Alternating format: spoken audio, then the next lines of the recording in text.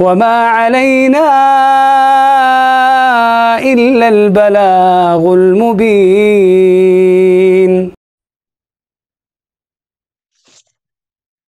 الحمد لله الحمد لله الحمد لله خالق الوجود من العدم وجاعل النور من الظلم ومخرج الصبر من الألم ونشكره على مسائب كما نشكره على النعم ونصلي على رسوله الأكرم وصلى الله عليه وسلم وعلى أتباعه خير الأمم الذين بارك الله بهم كافة الناس العرب منهم وعجم عرب اور عجم دونوں کو اللہ رب العزت نے نوازا رحمتوں سے محمد صلی اللہ علیہ وسلم کی ذات کے ذریعے. بہت پیاری دعا ہے یہ ماشاءاللہ. الحمدللہ الذی لم یتخذ ولدا ولم یکن له شریک فی الملک والحمدللہ الذی انزل علی عبده الکتاب ولم يجعل له عوجا والحمد لله الذي نحمده ونستعينه ونستغفره ونؤمن به ونتوكل عليه ونعوذ بالله من شرور أنفسنا ومن سيئات أعمالنا وصلى الله عليه وسلم تسليما كثيرا. الحمد لله الذي وكفى والصلاة والسلام على عباده الذين اصطفى خصوصا على أفضلهم وخاتم النبيين محمد الأمين وعلى آله وصحبه أجمعين. أما بعد رب اشرح لي صدري ويسر لي أمري واحلل عقدة من لساني يفقهوا قولي. اللهم أرنا الحق حقا وارزقنا اتباعه وأرنا الباطل باطلا وارزقنا اجتنابه. ربي يسر ولا تعسر وتمم بالخير. اللهم ارحمنا بالقرآن العظيم واجعله لنا إماما ونورا وهدى ورحمة. اللهم ذكرنا منه ما نسينا وعلمنا منه ما جهلنا وارزقنا تلاوته آناء الليل وآناء النهار واجعله لنا حجة يا رب العالمين. آمين يا رب العالمين. آمين يا رب العالمين. جی شروع کرتے ہیں کلاس. ہم کر رہے تھے سورۃ البقرہ کی تفسیر. دوسرا پارہ تھا 218 آیات. 218 آیات ہم مکمل کر چکے ہیں اور 219 آیت سے آج ہم انشاءاللہ شروع کریں گے. اعوذ باللہ من الشیطان الرجیم. بسم اللہ الرحمن الرحیم. یسألونک عن الخمر والمیسر قل فیہما اثم کبیر ومنافع للناس واثمہما اکبر من نفعہما وَيَسْأَلُونَكَ مَاذَا يُنْفِقُونَ قُلِ الْعَفْوَ كَذَلِكَ يُبَيِّنُ اللَّهُ لَكُمُ الْآيَاتِ لَعَلَّكُمْ تَتَفَكَّرُونَ.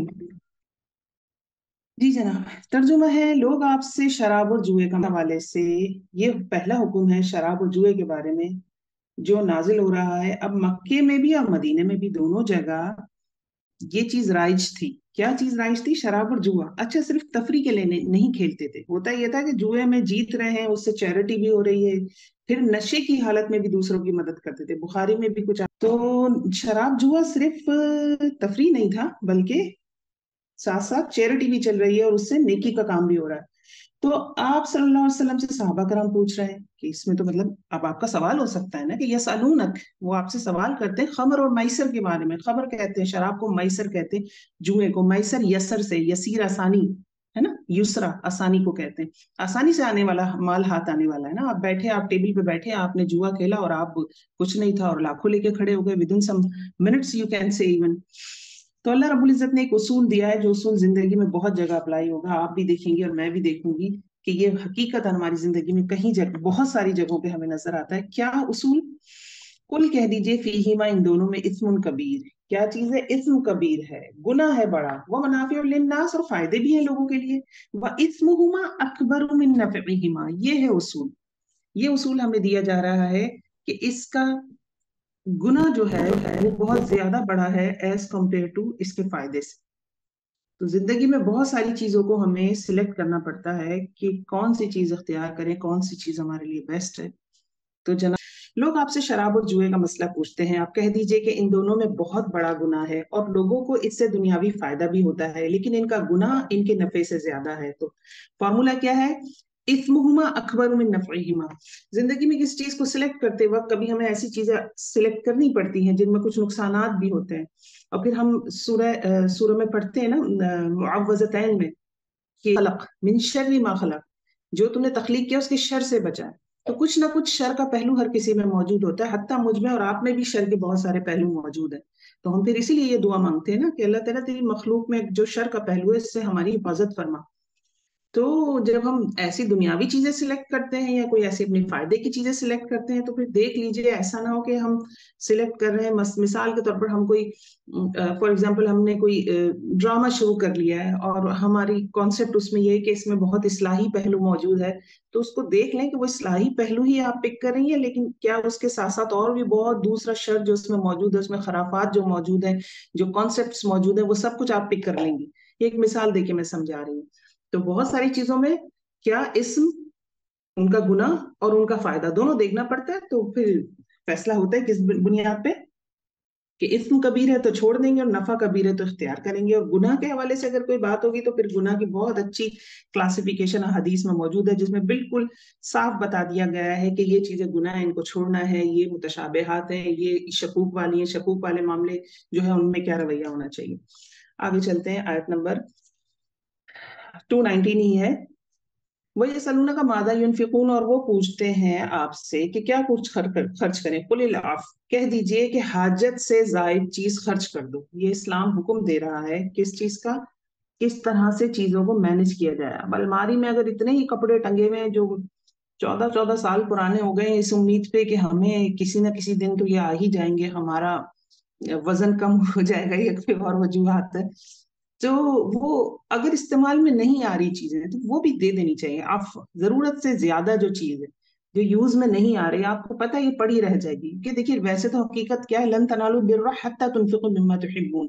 البر جو حقیقت نیکی ہے نا، نیکی کی جو روح ہے وہ تو وہی ہے کہ اس میں سے خرچ کریں جو آپ کو پسند ہو. لیکن اسلام نے روکا نہیں ہے. کسی کا کچرا کسی کے لیے خزانہ ہوتا ہے، ایک بڑا مقولہ ہے، مشہور ہے، تو انگلش میں مشہور ہے، میں نے ٹرانسلیشن کر کے آپ کو بتایا. تو جناب کبھی کبھی ایسا ہوتا ہے، یہ حقیقت ہے، دنیا میں کلاسز تو ہے نا لوگوں کی، تو جو زیادہ ضرورت سے زائد چیزیں ان کو خرچ کر دینے کا حکم ہے.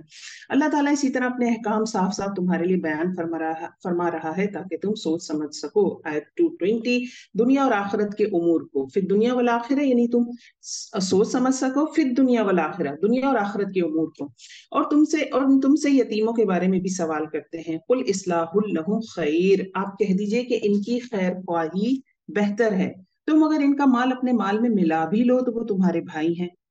بدنیت اور نیک نیت ہر ایک کو اللہ خوب جانتا ہے، اور اللہ چاہتا تو تمہیں مشقت میں ڈال دیتا. یقیناً اللہ رب العزت غلبے والے اور حکمت والے ہیں. کیا بات ہو رہی ہے، کبھی خاندان میں کچھ یتیم ہوتے ہیں، 2 بھائی ہیں، 2 بھائی میں سے ایک بھائی کا انتقال ہو گیا، اس کے بچے چھوٹے ہیں. یتیم کون ہوتا ہے؟ یتیم وہ ہوتا ہے جو ابھی بالغ نہ ہوا ہو اور اس کے سر پہ باپ کا سایہ نہ ہو. باپ کا انتقال ہو گیا مثال کے طور پر، تو اب وہ بچے یتیم ہیں. جب وہ بلوغت کو پہنچ جائیں گے تو وہ یتیم کی کیٹیگری سے نکل جائیں گے. ٹھیک ہے، تو یہ حکم کن کے لیے آپ سمجھ سکتے ہیں. اب کیا کرتا ہے دوسرا بھائی جو موجود ہے، وہ اپنے بھتیجے جو ہوئے ان کا جو سارا بزنس بھائی سنبھالتا تھا، بچے چھوٹے ہیں وہ کیسے سنبھالیں. تو یہاں ایک فارمولا دیا جا رہا ہے کہ تم ان کا مال اپنے مال میں ملا لو. یعنی ان کے جو پیسے ہیں یا جو انہیں سامان ملا ہے یا ان کی جو تجارت ہے، ملا کر اپنے ساتھ اس کو رن کرنا چاہتے ہو تو کر لو، الاؤ ہے یہ. لیکن فارمولا اس میں بھی کیا ہے کہ بدنیت اور نیک نیت ہر ایک کو اللہ خوب جانتا ہے. یعنی نیت انسان کی نیک ہونی چاہیے، نیک نیتی کے ساتھ اس کام کو کرنا ہے. وَلَا تَنْكِحُوا الْمُشْرِكَاتِ، اور شرک کرنے والی عورتوں سے تا وقت یہ کہ وہ ایمان نہ لائیں تم نکاح نہ کرو. اور ایمان والی لونڈی بھی شرک کرنے والی آزاد عورت سے بہتر ہے. وَلَأَمَةٌ مُؤْمِنَةٌ خَيْرٌ مِّن مُّشْرِكَةٍ وَلَوْ أَعْجَبَتْكُمْ، دوبارہ ایک اصول دے دیا گیا، یہاں تک کہ تمہیں وہ پسند ہی آ جائے. مطلب ایک شرک کرنے والی عورت ہے اور ایک لونڈی ہے، اور لونڈی مومن ہے. اب اس زمانے میں اس ڈفرنس کو سمجھنا آسان تھا، لیکن یہاں ہم بیٹھ کے جب ہمارے سامنے لونڈی غلام نہیں ہے تو ہم اس چیز کو اتنا اچھا نہیں سمجھ سکتے کہ ایک مشرک عورت ہے جو بڑی سٹیٹس والی ہے، مال والی ہے، خاندان والی ہے، اور اس کو وہ آپ کو عورت پسند ہے. تو اللہ رب العزت اسلام کو بنیاد بنا رہے ہیں کہ شادی کرتے وقت اسلام سب سے امپورٹنٹ چیز ہے، کلمہ گو ہونا، مسلمان ہونا امپورٹنٹ چیز ہے. اس کے مد مقابل اگر ایک لونڈیا بھی ہے لیکن وہ مشرکہ نہیں ہے اور تمہیں چوائس دی جائے کہ دونوں میں سے کس کو اختیار کرو گے، تو تم اس لونڈیا سے شادی کر لو، اس کے اسلام کی بنیاد پر. اور ولو اعجبتکم، حتیٰ یہ کہ تم اس عورت کو پسند کرتے ہو، مشرکہ عورت کو. تو یہاں پہ ایک بہت امپورٹنٹ اصول دے دیا گیا ہے، وہی پیچھے والا اصول ہی ہے جس کی ایک دوسری شکل یہاں اللہ رب العزت نے ہمیں بتا دی ہے. تو سمجھنے والی چیز اس میں یہی ہے کہ بڑے فیصلے جو زندگی کے ہوتے ہیں، پیچھے بھی شراب جوئے کی جب بات ہوئی، یہاں زندگی کے لیے پارٹنر سلیکٹ کر رہے ہیں، جب بڑے فیصلے ہوتے ہیں تو پھر اپنی چوائس تھوڑی سی سائڈ میں رکھ دیتے. بڑے فیصلے لیتے وقت جذباتیت کی بنیاد پہ فیصلے نہیں ہوتے. ٹھیک ہے، یہ اس میں ایک چیز ہمیں سمجھائی گئی ہے. ولا تم کی ہو، اور نہ تم نکاح کر کے دو، تم کی ہو نکاح کر کے دو. اب مرد سے بات کی گئی تھی کیونکہ وہ اپنا ولی خود ہوتا ہے، خود اپنا نکاح کر سکتا ہے، لیکن یہاں اب عورتوں کی بات ہو رہی ہے تو تم کی ہوں مردوں والا صیغہ استعمال ہو رہا ہے، جمع مذکر غائب کا، کہ مردوں کو کہا جا رہا ہے کہ تم اپنی عورتوں کی شادی نہ کر کے دو. تو یہاں سے ہمیں یہ بھی پتہ چلتا ہے کہ مرد حضرات جو ہوتے ہیں وہ پھر جو کنواری بچیاں ہیں ان کے حوالے سے ولی بن کے پھر ان کی شادی کریں گے. ولا تم کے، اور نہ تم نکاح کر کے دو مشرکین کو، مشرک مردوں کو، حتی یؤمنوا، یہاں تک کہ وہ ایمان لے آئے. ولا عبد مؤمن خیر من مشرک، اور البتہ غلام اگرچہ وہ مومن ہو وہ بہتر ہے مشرک مرد سے. ولو اعجبکم، اگرچہ حتیٰ کہ وہ تمہیں پسند بھی ہو.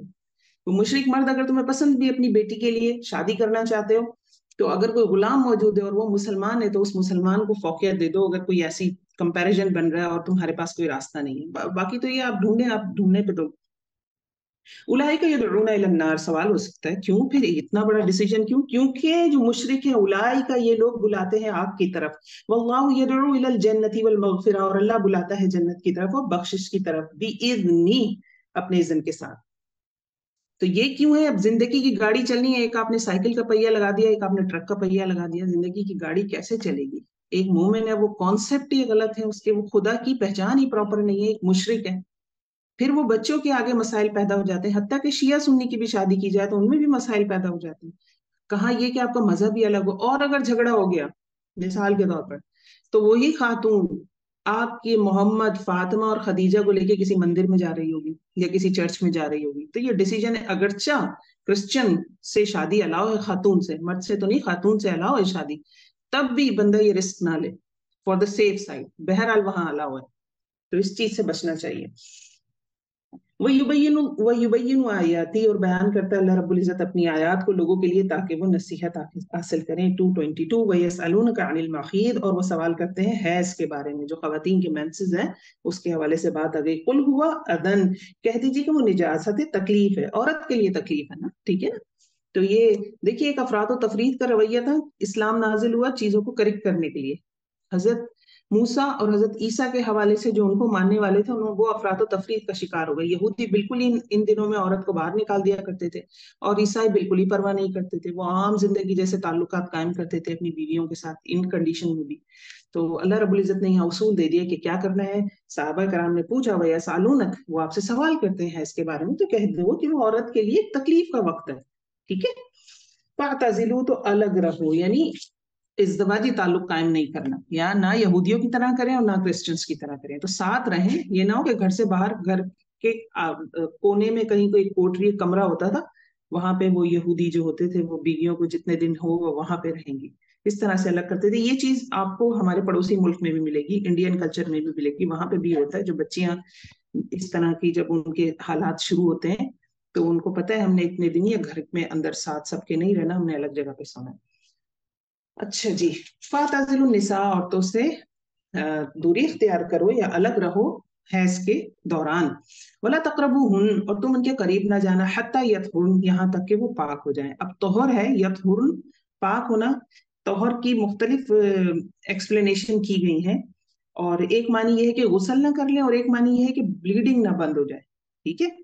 تو جب پراپر بالکل بلیڈنگ بند ہو جاتی ہے اور ابھی غسل نہیں کہا ہے تو ازدواجی، کچھ علماء کے نزدیک ازدواجی تعلق قائم کرنا جائز ہے، بلیڈنگ اگر بند ہو گئی، غسل نہیں کیا. یہ بھی ایک رائے موجود ہے.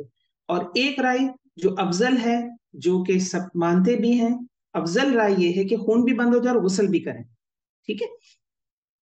پھر جب وہ پاک ہو جائیں تو آؤ ان کے پاس جہاں سے حکم دیا تم کو اللہ نے، فطری طریقے سے آؤ. کہاں سے حکم دیا اللہ نے؟ بیوی کے ساتھ وہ تعلق قائم کرنے کے لیے فطری طریقہ، قوم لوط والا عمل نہیں کرنا بیوی کے ساتھ، وہ منع ہے، ٹھیک ہے.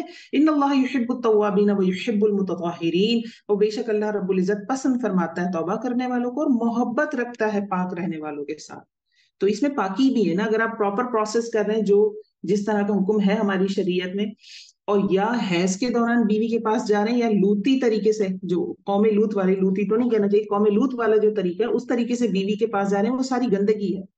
تو وہ یحب المتطہرین، تو اللہ رب العزت محبت رکھتا ہے پاک رہنے والوں کے ساتھ. نساؤکم حرث لکم، اب بالکل اتنا پیارا خوبصورت انداز ہے نا قرآن میں اس طرح کی باتیں بھی بتانے کا. بائبل جن لوگوں نے پڑھی ہوئی ہے، جن کا اتفاق ہوا، تو بائبل میں اگر آپ دیکھیں تو بہت خراب الفاظ ہیں، کچھ مکالمے ایسے ہیں کہ وہ آپ اپنی فیملی کے ساتھ اس کو نہیں پڑھ سکتے. تو لیکن اسلام میں بھی چیزوں کو، کچھ چیزوں کو جو بالکل ویلڈ تھی، جن کو سب کو بتانا تھا، انہیں قرآن میں نازل کر دیا گیا، جیسے یہ والا حکم آیا. تو دیکھیے اب یہاں پہ بات ہو رہی ہے کہ فطری طریقہ کون سا ہے بیوی کے پاس جانے کا. نساؤکم حرث لکم، عورتیں تمہاری کھیتی ہیں تمہارے لیے. فاتوا حرثکم ان شئتم، تو اپنے کھیت میں جاؤ جہاں سے تم چاہو، جہاں سے تم چاہو. کھیت میں انسان بیج بونے جاتا ہے نا، تو اس میں کنایا موجود ہے کہ جو جو جو تعلق قائم کرنا ہے آپ نے، اس کا راستہ تو وہی ہوگا جہاں پہ بیج بویا جاتا ہے. مگر فاتو حرثکم انا شئتم، پوزیشن کچھ بھی ہو سکتی ہے، کیونکہ یہودیوں میں کچھ اس طرح کی باتیں مشہور تھیں کہ اگر بیوی سے کسی خاص اینگل سے وہ والا تعلق قائم کیا جائے، اگرچہ صحیح فطری طریقے پہ قائم ہو رہا، لیکن اینگل چینج کر دیا گیا تو بچہ بہنگا پیدا ہوگا.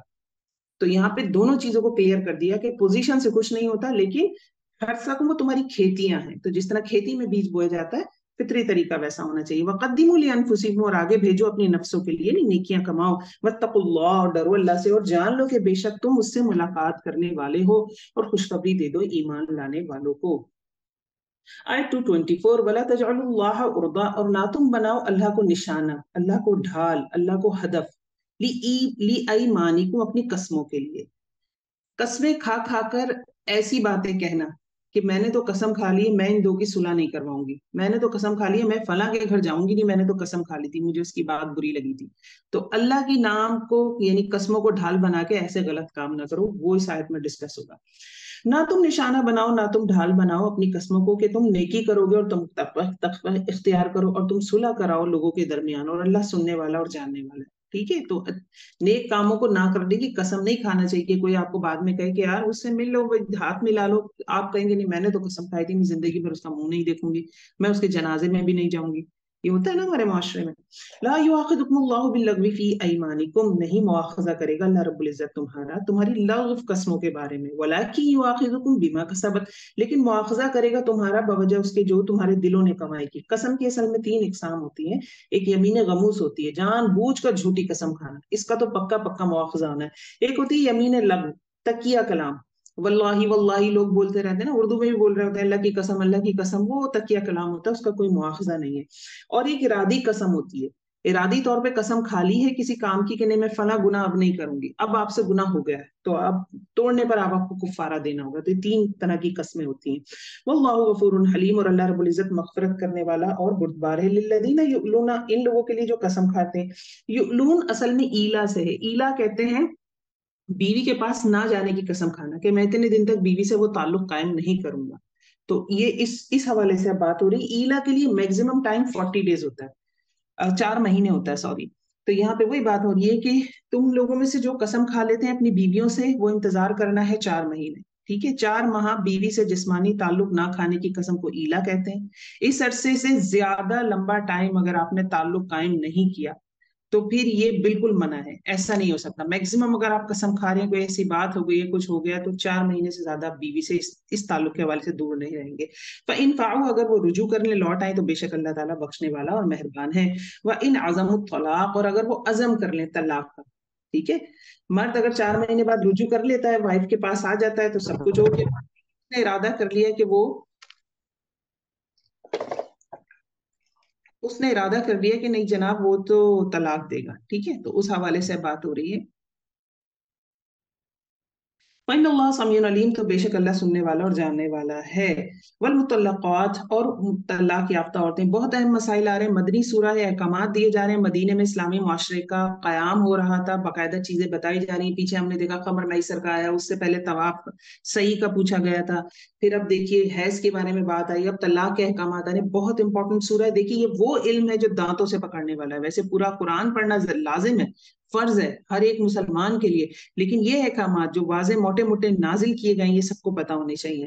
اور طلاق یافتہ عورتیں یتربصن وہ انتظار کریں اپنی نفسوں کے ساتھ 3 حیض، یعنی جن کو طلاق ہو جاتی ہے تو ان کی عدت کیا ہے؟ 3 مہینے یا 3 حیض ہے۔ اور نہیں حلال ان کے لیے کہ وہ چھپائیں جو اللہ نے ان کے رحموں میں رکھا، پیدا کیا، یعنی اگر وہ پریگننٹ ہے، طلاق ہو گئی ہے تو 3 مینسز تک ان کی عدت ہوگی، لیکن اگر وہ پریگننٹ ہے تو وہ بتائیں گی پھر، ٹھیک ہے نا، ان کو مینسز ہو رہے ہیں یا نہیں ہو رہے یہ تو عورت کو ہی پتا ہے۔ دوسری بات، مینسز کے لیے 3 کی مدت ہی اسی لیے حیض یہ رکھی گئی ہے، عدت کہہ لیں یا جو بھی اس کی وہ ہوتی ہے، تو یہ اس لیے رکھی گئی ہے کہ اگر پریگننٹ ہو تو پتہ چل جائے، تو اگر وہ پریگننسی ہی چھپا رہی ہے تو پھر تو غلط ہو گیا نا، تو اس کو روکا گیا۔ ان کننا یؤمنن باللہ، اور اس چیز کو کہا گیا کہ اگر وہ اللہ پہ ایمان رکھتی ہیں اور آخرت پہ ایمان رکھتی ہیں تو انہیں چاہیے کہ اگر وہ پریگننٹ ہے تو بتائیں۔ وہ بعولتہن، اور ان کے شوہر زیادہ حقدار ہیں ان کے لوٹانے کے، یعنی اگر طلاق دیکھیں اصل میں 2 طرح سے ہوتی ہے، ایک طلاق رجعی ہوتی ہے، ایک طلاق بائنہ ہوتی ہے، ٹھیک ہے۔ بائنہ کا لفظ بین سے یعنی درمیان، 3 دفعہ کہنے کا اختیار ہوتا ہے مرد کو، تو رجعی 2 دفعہ جب وہ کہتا ہے تو رجعی ہوتی ہے۔ پہلی دفعہ رجعت کا مطلب لوٹنا ہوتا ہے نا، اگر ایک دفعہ ایک شخص نے اپنی بیوی کو کہہ دیا میں نے تمہیں طلاق دی، ٹھیک ہے، تو یہ طلاق رجعی ہوئی۔ اگر اس مدت کے اندر اندر وہ رجوع کر لیتا ہے، یعنی وہ تعلق قائم کر لیتا ہے 3 مہینوں کے اندر، ٹھیک ہے، 3 منتھس کے اندر وہ اپنی بیوی کے ساتھ تعلق قائم کر لیتا ہے، تو کیا ہوگا؟ دوبارہ نکاح کرنے کی ضرورت نہیں ہے، واپس سمجھے ایک طرح سے ان کا تعلق مناسب ہو گیا، واپس میاں بیوی ہو گیا وہ، اور اس کا لیکن ایک حق ختم ہو گیا۔ اب کچھ ٹائم گزرتا ہے، وہ مرد دوبارہ اپنی بیوی کو کہتا ہے میں نے تمہیں طلاق دی، اب ود ان 3 منتھس اگین اگر وہ اس کے ساتھ وہ تعلق قائم نہیں کرتا، کر لیتا ہے تو ٹھیک ہے، صحیح ہے، اگر نہیں کرتا تو پھر طلاق کر لیتا ہے تو رجعی والا معاملہ ہو گیا نا، دوبارہ سے آپ دوسرا نکاح نہیں کرنا پڑے گا، سب چیزیں ٹھیک ہو گئی، لیکن اب اس کے پاس ایک دفعہ کہنے کا حق ہے۔ اب کچھ عرصے بعد وہ پھر کہتا ہے میں نے تمہیں طلاق دی، اب یہ طلاق بائنہ ہو گئی، اسے کہتے ہیں پکی طلاق عام الفاظ میں۔ بائنہ طلاق ہو گئی یعنی اب یہ معاملہ نہیں ہوگا کہ رجوع کر لے یا نہیں، ایک کنڈیشن۔ دوسری کنڈیشن یہ، ایک شخص نے اپنی بیوی کو کہا میں نے تمہیں طلاق دی، وہ اس کو طلاق دیتا ہے اور اس نے رجوع کے حوالے سے بات، رجوع تو 3 مہینے میں تعلق قائم کریں، 3 مہینے میں وہ تعلق قائم نہیں کر سکا تو طلاق ہو گئی۔ اب اس کو بیوی کے پاس دوبارہ وہ تعلق بنانے کے لیے پہلے نکاح کرنا پڑے گا، مہر دینا پڑے گا، سب کچھ ویسے ہی ہوگا۔ یہ طلاق رجعی تھی۔ طلاق بائنہ اور رجعی میں کیا فرق ہے؟ سوال یہ آیا۔ طلاق کے رجعی میں یہ ہوتا ہے کہ آپ اسی بیوی سے نکاح کر سکتے ہو، بائنہ جب آپ ہوئی، تیسری والی جب ہوئی، جو کہ ہمارے معاشرے میں ایک ساتھ ہی دھڑ دھڑ دھڑ کہہ کے ختم کر دیتے ہیں کام، جو کہ بدعتی طلاق ہے، جو کہ طلاق کا صحیح طریقہ نہیں ہے، لیکن بہرحال علماء کرام کا فتویٰ ہے کہ طلاق بائنہ ہو جاتی ہے۔ اصل طریقہ یہ ہے جو میں نے آپ کو بتایا نا کہ 2 دفعہ آپ ایسے کریں، پھر تیسری دفعہ میں اگر آپ ارادہ رکھتے ہیں کہ نہیں میرا گزارا نہیں ہو رہا، اصل طریقہ یہ، اس طرح سے 3 دفعہ نہیں دی جاتی طلاق۔ وہ ایک آپشن اس لیے دیا گیا تھا کیونکہ وہاں معاشرے میں لوگوں کی 11 12 دفعہ طلاق دے رہے ہوتے تھے رجعی، کیونکہ فکس نہیں تھا، تو اللہ تعالیٰ نے فکس کر دیا طلاق مرتان، طلاق 2 مرتبہ ہے، رجعی طلاق 2 مرتبہ ہے۔ تیسری دفعہ تم نے بیوی کو ٹینشن دینے کے لیے پھر کہا، پھر رجوع کر لی، پھر کہا، پھر رجوع کر لی، پھر کہا، پھر رجوع کر لی، بیوی تو مسائل کا شکار رہتی تھی۔ تو اللہ نے یہ جو 3 دفعہ مرد کہتے ہیں نا، یہ اختیار صرف اس لیے دیا ہے کہ عورت کو پروٹیکٹ کیا جائے، اس کے حقوق کو پروٹیکٹ کیا جائے۔ تو وہ ایک نیا گناہ ہم لوگوں نے نکالا ہوا ہے کہ ہم ایک ساتھ ہی 3 کہہ دیتے ہیں، پھر بعد میں افسوس کرتے ہیں، علماء کرام کے پاس چکر لگا رہے ہوتے ہیں۔ تو بات ہو رہی تھی کہ بائنہ جب ہو جاتی ہے تو پھر وہ نکاح نہیں کر سکتا اپنی اسی بیوی سے، الا یہ کہ اس عورت کا دوسری جگہ کہیں نکاح ہو جو کہ خود سے ہو، جان بوجھ کے کرواتے ہیں، پھر طلاق کرواتے ہیں اس کا خود سے کہیں اور نکاح ہو اور وہ متعلقہ ہو جائے، یعنی طلاق ہو جائے دوسرے شوہر سے، یا بیوہ ہو جائے، پھر وہ پہلے شوہر کے ساتھ نکاح کر سکتی ہے۔ اس کو حلالہ کہتے ہیں، جو کہ ایک اور بگڑی شکل ہم نے بنا لی ہے کہ جان بوجھ کر حلالہ کرتے ہیں۔ جان بوجھ کر حلالہ نہیں ہوتا، ملعون کہا ہے آپ صلی اللہ علیہ وسلم نے ایسے حلالہ کرنے والوں کو، تو خود سے ہو جائے تو ٹھیک ہے۔ تو بائنہ اور رجعی کا یہ فرق ہے، ٹھیک ہے، یہی آگے ٹاپک ڈسکس ہوگا۔ اور ان کے شوہر زیادہ حقدار ہیں ان کو لوٹانے کے، اس میں اگر وہ دونوں اصلاح کا ارادہ چاہیں۔ رجعی ہوئی تھی طلاق تو پہلا آپشن اسی شوہر کو ملنا چاہیے، مطلب 3 مہینے اس نے بیوی کے ساتھ تعلق قائم نہیں کیا، طلاق ہو گئی۔ اب بچی کی کہیں اور شادی کرنی ہے، بیٹی کو بھی ہوش آ رہا ہے کہ وہی شوہر اچھا تھا، شوہر کو بھی خیال آ گیا کہ میں نے یہ غلط کیا، کیوں میں نے اسے ایسا کہا، اس کا رشتہ بھی آیا اور کہیں اور سے بھی رشتہ آیا، تو اللہ تعالیٰ کہہ رہے ہیں جو اس کا پہلا شوہر ہے وہ زیادہ حقدار ہے کہ آپ اسی سے اس کا نکاح کر دو اگر وہ دونوں اصلاح چاہتے ہیں۔ شرط یہ وَلَهُنَّ، اور ان کے لیے مانند اس کے جو اوپر ان کے ہے 7 معروف، یعنی علیہن مثل الذی اوپر ان کے ساتھ، اور ان کے لیے مانند اس کے جو اوپر ان کے ہے ساتھ معروف طریقہ، مردوں کے لیے ان پر ایک درجہ ہے. اچھا ٹھیک ہے، ٹھیک ہو گیا. مرد کا ایک درجہ زیادہ دیا جا رہا ہے. کس لیے دیا جا رہا ہے؟ اس لیے دیا جا رہا ہے کہ خرچ کرتا ہے مرد. اب ہننا کا لفظ ہے، سارے مرد اور سارے عورتوں کی بات نہیں، یہ چیز ذہن میں دیکھ لیں. اس آیت کو پیش کیا جاتا ہے کہ عورت کے اوپر مرد کا ایک درجہ ہے. وَلِلرِّجَالِ عَلَيْهِنَّ دَرَجَةٌ، آیت نمبر 228 ہے یہ. اور مردوں کے لیے ان پر، کن پر؟ ان عورتوں پر، یعنی بیویاں جو طلاق کا معاملہ چل رہا ہے، بیویوں کے حوالے سے شوہر کو کہا جا رہا ہے کہ اس کا ایک درجہ ہے بیوی کے اوپر. کیوں؟ کیونکہ وہ مہر دے رہا ہے. کیوں؟ کیونکہ وہ خرچ کرتا ہے، نان نفقہ اٹھاتا ہے. کیوں؟ کیونکہ وہ اس کی ساری سیکیورٹی سیفٹی کا ذمہ دار ہے. تو جو خرچ کر رہا ہے، جو محنت کر رہا ہے، اس کا درجہ تو زیادہ ہونا ہی ہے نا. اور پھر کسی ایک انسٹیٹیوٹ میں 2 ہیڈ ماسٹر تو نہیں ہو سکتے.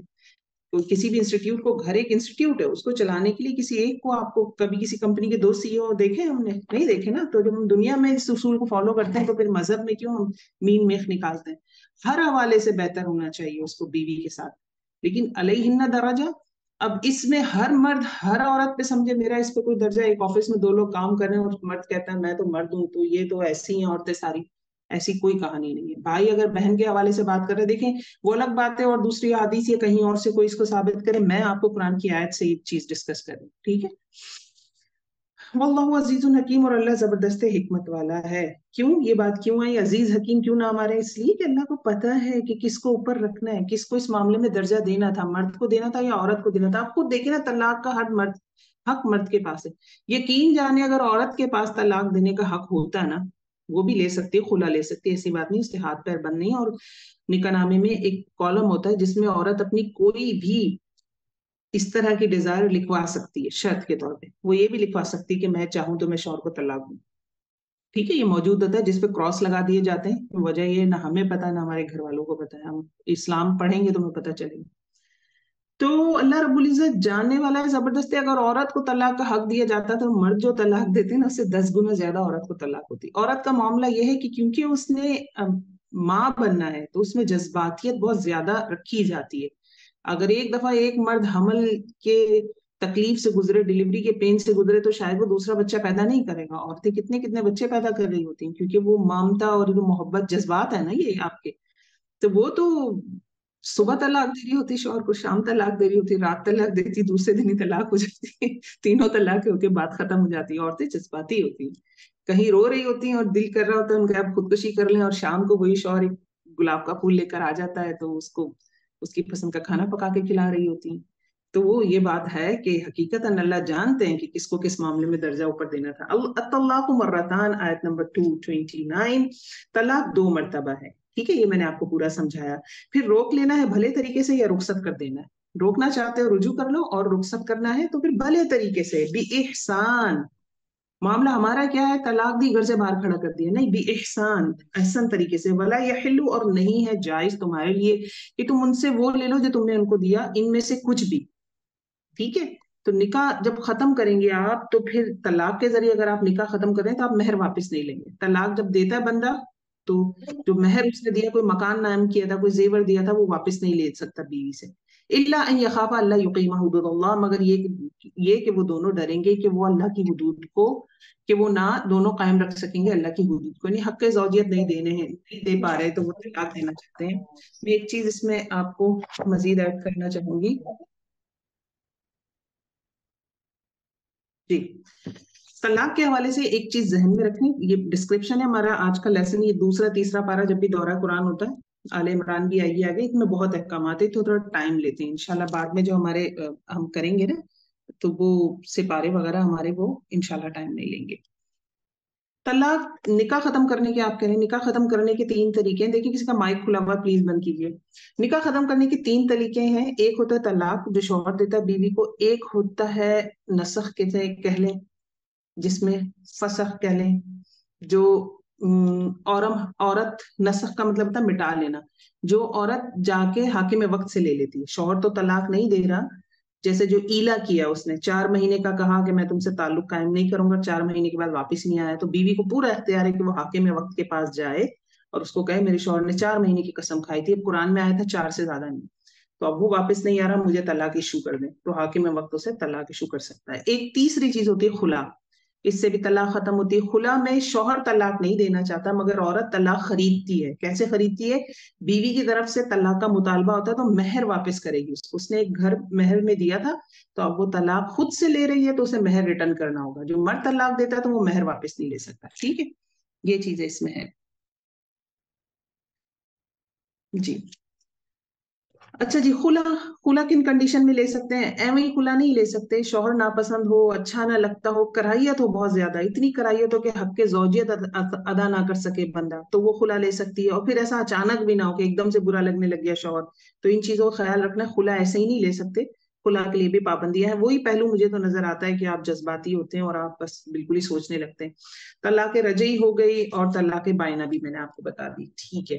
اب ہمارے رہ گئے ہیں جو حق کے مہر دیا جاتا ہے، اس کو دیکھ لیتے ہیں۔ فَإِنْ خِفْتُمْ أَلَّا يُقِيمَ حُدُودَ اللَّهِ، پھر اگر اندیشہ ہو تمہیں کہ وہ دونوں اللہ کی حدود کو قائم نہیں رکھ سکیں گے، یعنی اب کس کو مخاطب کیا جا رہا ہے؟ عام لوگوں کو، مطلب میاں بیوی ہیں، آپ کو پتا ان دونوں کے جھگڑے ہی ہوتے رہتے ہیں، ان کا مستقبل دونوں کا ہی برباد ہو رہا ہے، نہ اللہ کی حدود کو مطلب آپس میں حق زوجیت بھی نہیں ادا کرتے ایک دوسرے کے، تو جو گھر کے بڑے ہیں، ساس سسر یا لڑکی کے ماں باپ جو بھی ہیں، ان کو مخاطب کر کے کہا جا رہا ہے اگر تمہیں اندیشہ ہو کہ وہ دونوں اللہ کی حدود کو قائم نہیں کر سکیں گے، یعنی ایک دوسرے کے حق زوجیت ادا نہیں کر سکتے، فلا جناح علیہما فیما افتدت بہ، تو کوئی گناہ نہیں ان دونوں پر اس چیز کے بارے میں کہ وہ فدیہ دے دے اس کے ساتھ، ٹھیک ہے نا؟ خلا لے لیں اور جو بھی حساب کتاب ہے پیسوں کا وہ مہر چھوڑ دے۔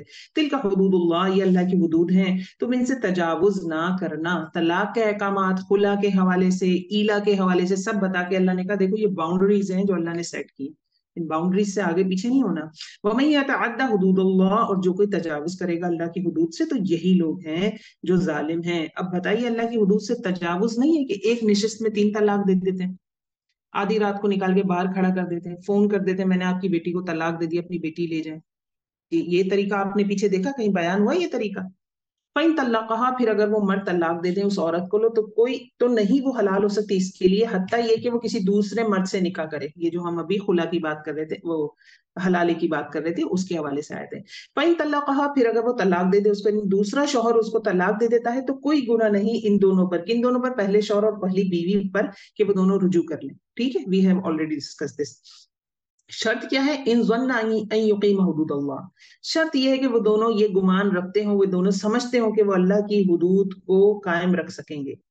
یعنی اب جب دوبارہ تم پہلی ہی بیوی سے چانس بن گیا، اس کی کہیں اور شادی ہو گئی، اب وہ بیوہ ہو گئی، تم اس سے نکاح کرنے لگے ہو، تو ذہن میں رکھنا پہلے کی دفعہ مت کرنا حدود اللہ، کہ تم حدود قائم رکھ سکے گے۔ اور دونوں کی بات ہے، یقیما، ماں کے ساتھ الف ہے، عورت کو بھی کہا جا رہا ہے، وہ بھی وہ پہلے شوہر سے نکاح کرنے لگی، دوبارہ تو کھیل نہ بنا لے اس کو، دیکھے کہ میری کیا غلطیاں تھیں جس کی وجہ سے میرے شوہر نے مجھے طلاق دی، اصلاح کریں۔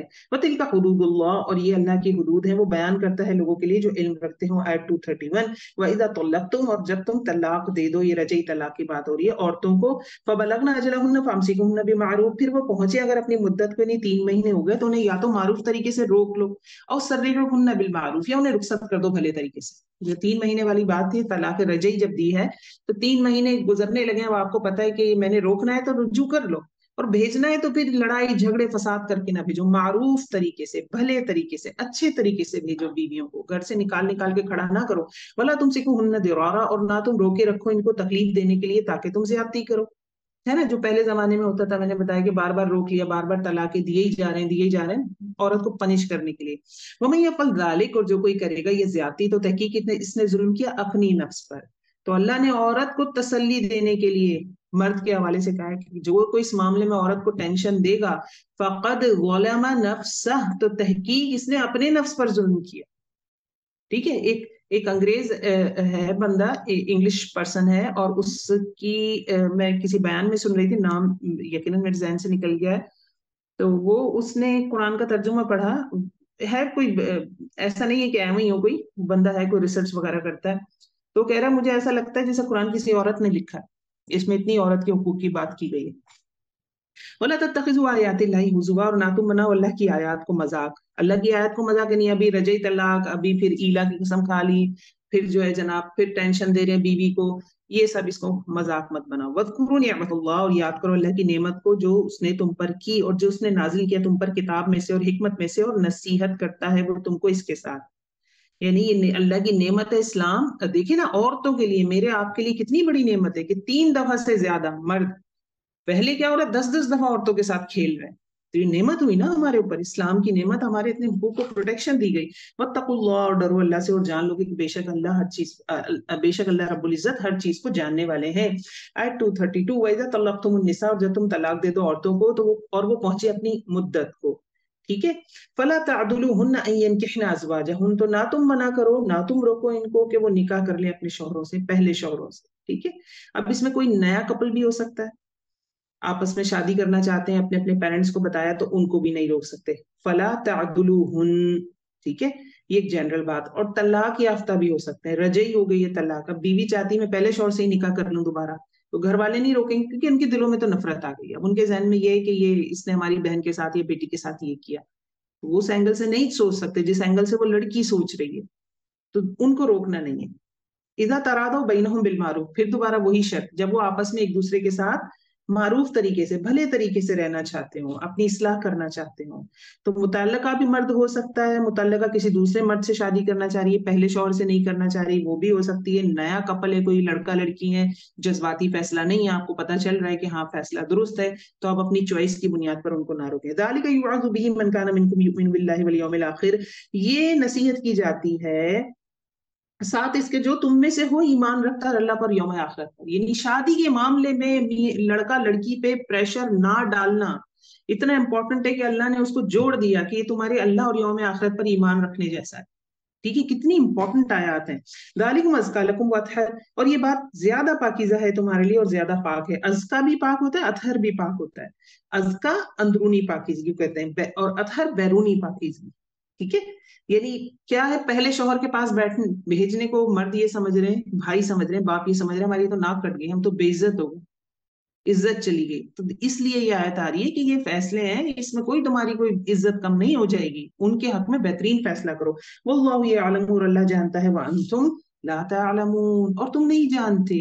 آیت نمبر 233 دیکھیے, والوالدات یرضعن اولادہن حولین کاملین, اور مائیں دودھ پلائیں اپنی اولاد کو 2 سال, کاملین مکمل پورے.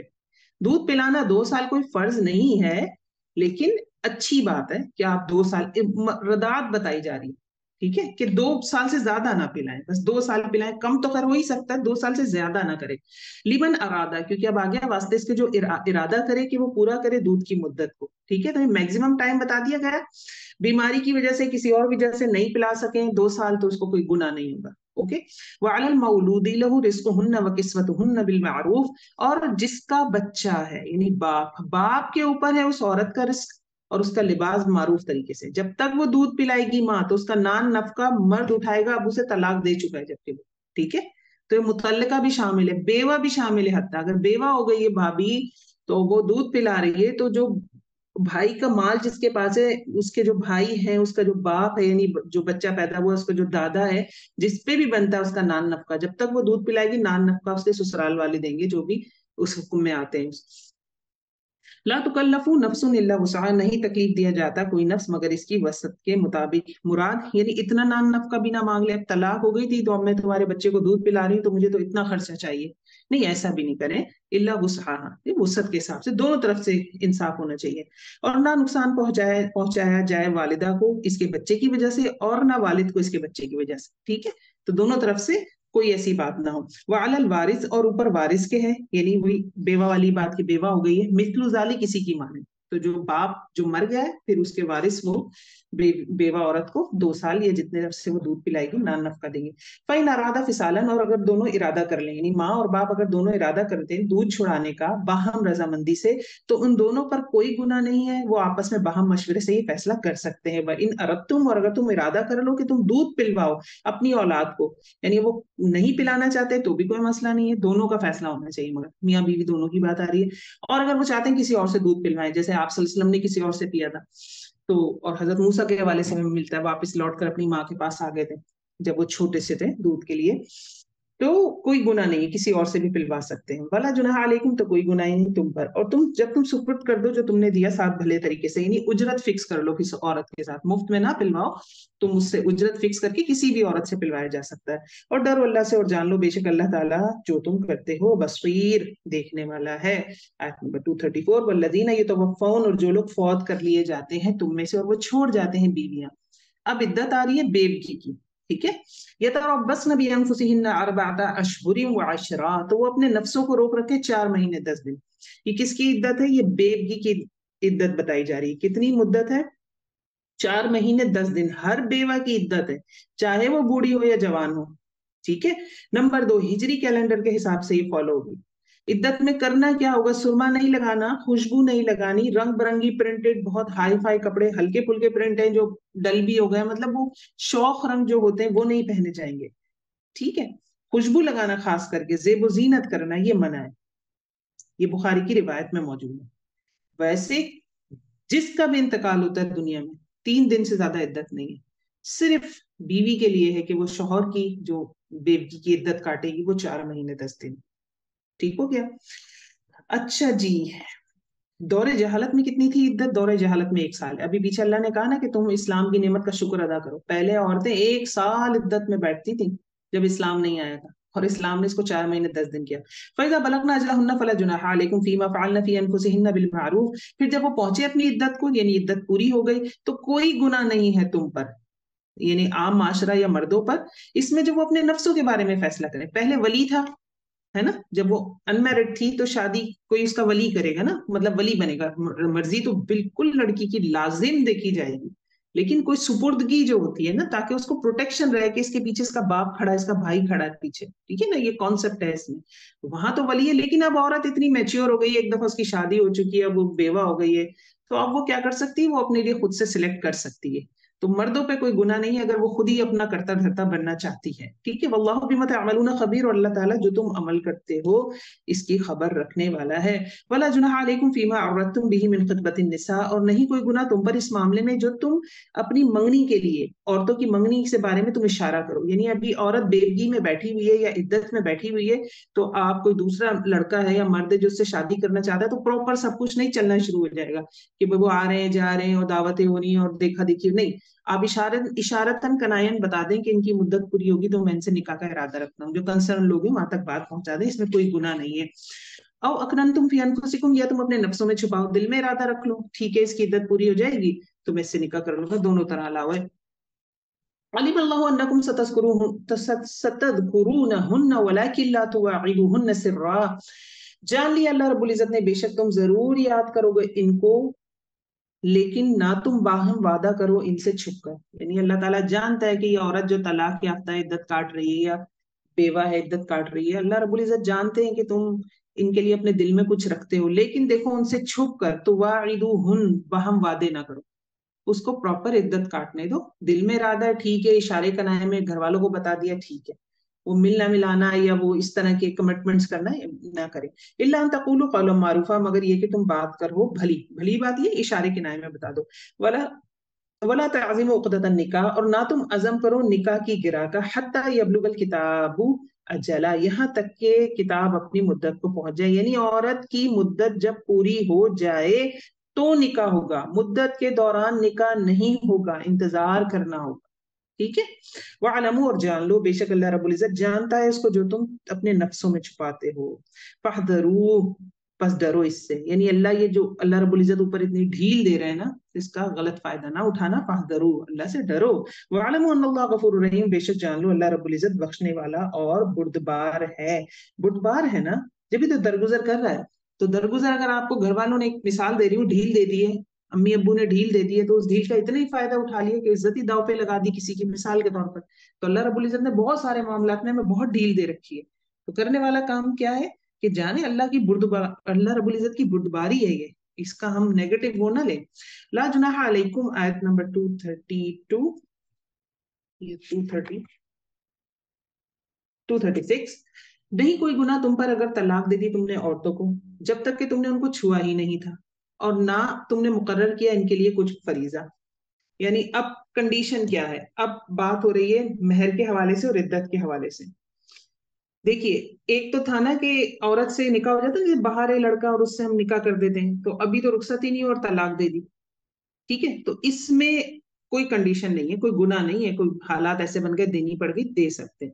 اب دوسرا آپشن کیا ہے کہ اس کا مہر بھی فکس نہیں ہوا تھا، تو پھر کیا کریں؟ اب طلاق کے بعد تو آپ کو بتایا مہر واپس کرنا ہے، وَمَتِّعُوهُنَّ، واپس کرنے کا لفظ میں اس لیے کہہ رہی ہوں کیونکہ ہم دیتے نہیں ہیں، اصولاً یہ ہے کہ جب نکاح ہوتا ہے اسی وقت وہ معجل اور غیر معجل کا ہم آپشن رکھتے ہیں نا، اصل اچھی بات یہ ہے کہ اسی وقت مہر دے دیا جائے، تو اب کیونکہ دیا ہوا نہیں ہوتا، سال گزرتے جاتے ہیں، تو پھر میں اس لیے واپس کرنے کا لفظ یہاں پہ استعمال کر رہی ہوں۔ وَمَتِّعُوهُنَّ، اب ان کو آپ نے مہر فکس ہوا نہیں تھا، طلاق دے دی ہے، رخصتی بھی نہیں ہوتی، تو اب کتنے پیسے دیں انہیں؟ تو ان کو مال متا دے دو، علی موسعی، وسعت والے پہ اس کی وسعت کے مطابق، اور تنگ دست پہ اس کی وسعت کے مطابق، ٹھیک ہے۔ تو اس میں کرنے والا کام کیا ہے کہ یہ ہے کہ جتنا آپ سمجھتے ہیں، آپ جتنا کماتے ہیں، اس حساب سے کچھ پیسے اس کو، خاتون کو دے دیے جائیں۔ متاعن بالمعروف، فائدہ پہنچانا ہے معروف طریقے سے، یہ حق ہے اوپر احسان کرنے والوں کے، یعنی یہ عورتوں کا حق ہے مردوں پر، وہ خاتون کیونکہ اس کا الحمدللہ اور کچھ تو نہیں بگڑا، لیکن اس پہ متعلقہ کا ٹھپا تو لگ گیا، ابھی تو رخصتی بھی نہیں ہوئی تھی، اس نے اس چیز جو زندگی ہوتی ہے شادی کے بعد کی، ان ساری چیزوں کو تو انجوائے ہی نہیں کیا، لیکن متعلقہ کا ٹھپا اس پہ لگ چکا ہے، تو اب آپ نے اس کو مال بھی دینا ہے جبکہ مہر فکس نہیں ہوا تھا، اور یہ ان کا حق ہے احسان کرنے والوں پہ، یہ آپ نے احسان کا رویہ اختیار کرنا ہے، مردوں کو کہا جا رہا ہے کہ ان کو بڑھ کے دو، احسان کیا ہوتا ہے؟ حق سے بڑھ کے دینا۔ وَإِن طَلَّقْتُمُوهُنَّ، دوسری کنڈیشن، اگر تم طلاق دے دو ان کو اس سے پہلے کہ تم نے ان کو ہاتھ لگایا اور تم نے مہر مقرر کر لیا، یعنی رخصتی نہیں ہوئی تھی لیکن مہر فکس ہوا تھا، تو اب طلاق ہو گئی، اب کتنا مہر دینا ہے؟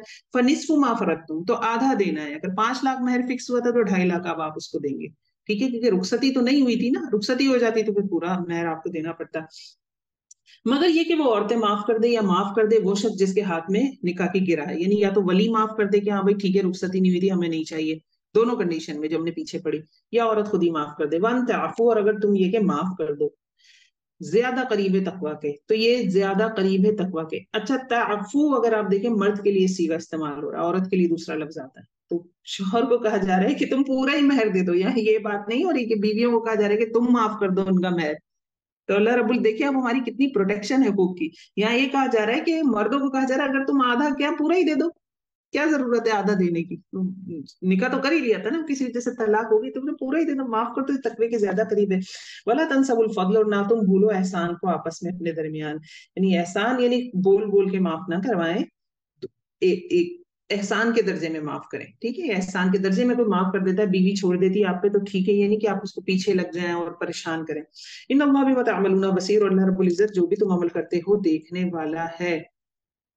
حافظوا علی الصلاۃ، اور حفاظت کرو صلاۃ کی۔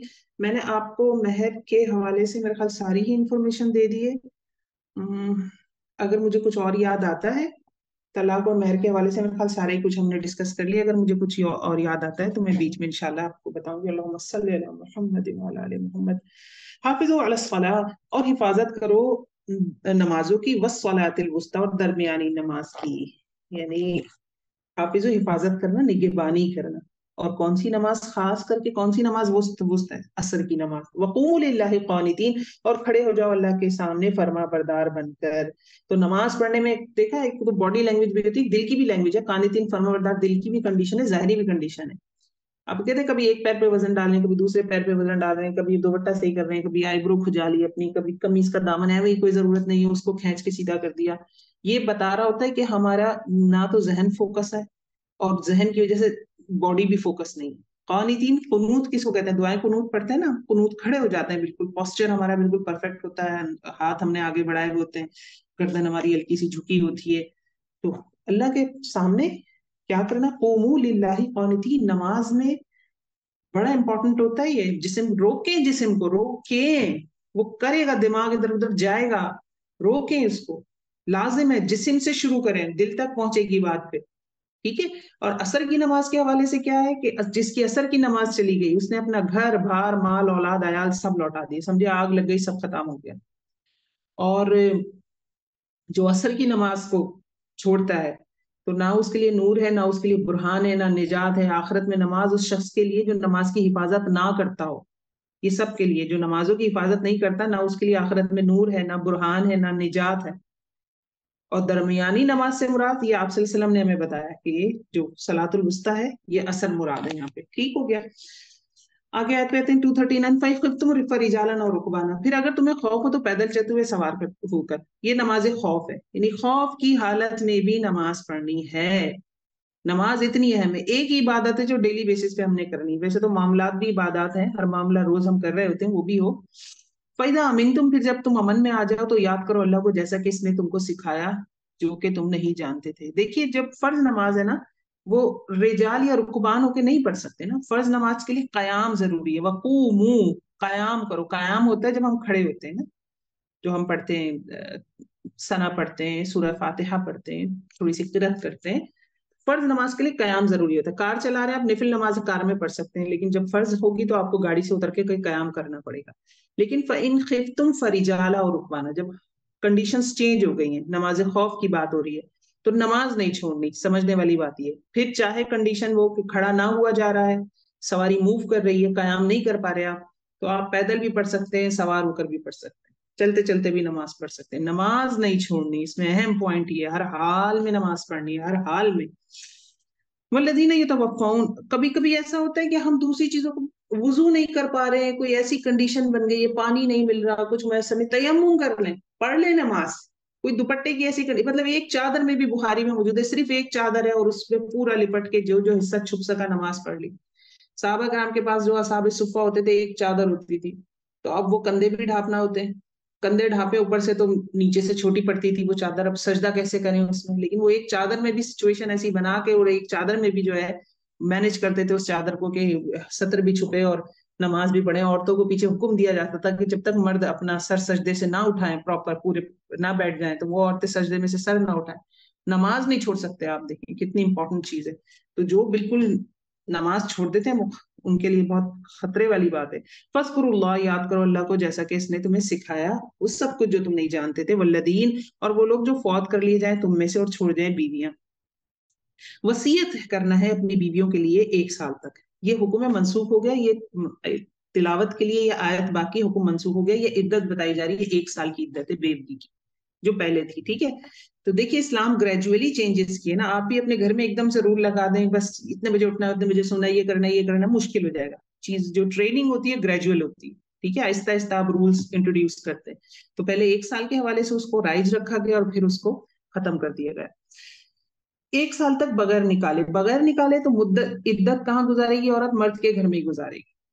بغیر نکالے کا لفظ آ رہا ہے. 1 سال کی عدت میں بھی مرد کے گھر یعنی اپنے شوہر کے گھر ہی کرنی تھی. اب چاہے 4 مہینے 10 دن کی ہے تو شوہر کے گھر ہی کرنی ہوتی. کچھ خواتین چھوڑ دیتی ہیں، لیکن کچھ ایکسیپشن کیس ہوتے ہیں، وہ مفتیان کرام سے فتویٰ لیں، پھر وہ ان حوالے سے انہیں گائیڈ کریں گے. لیکن جنرل بات یہ ہے کہ شوہر کے گھر عدت ہوتی ہے پوری. فائن خرجن. پھر اگر وہ نکل جائیں تو کوئی گناہ نہیں تم پر اس معاملے میں.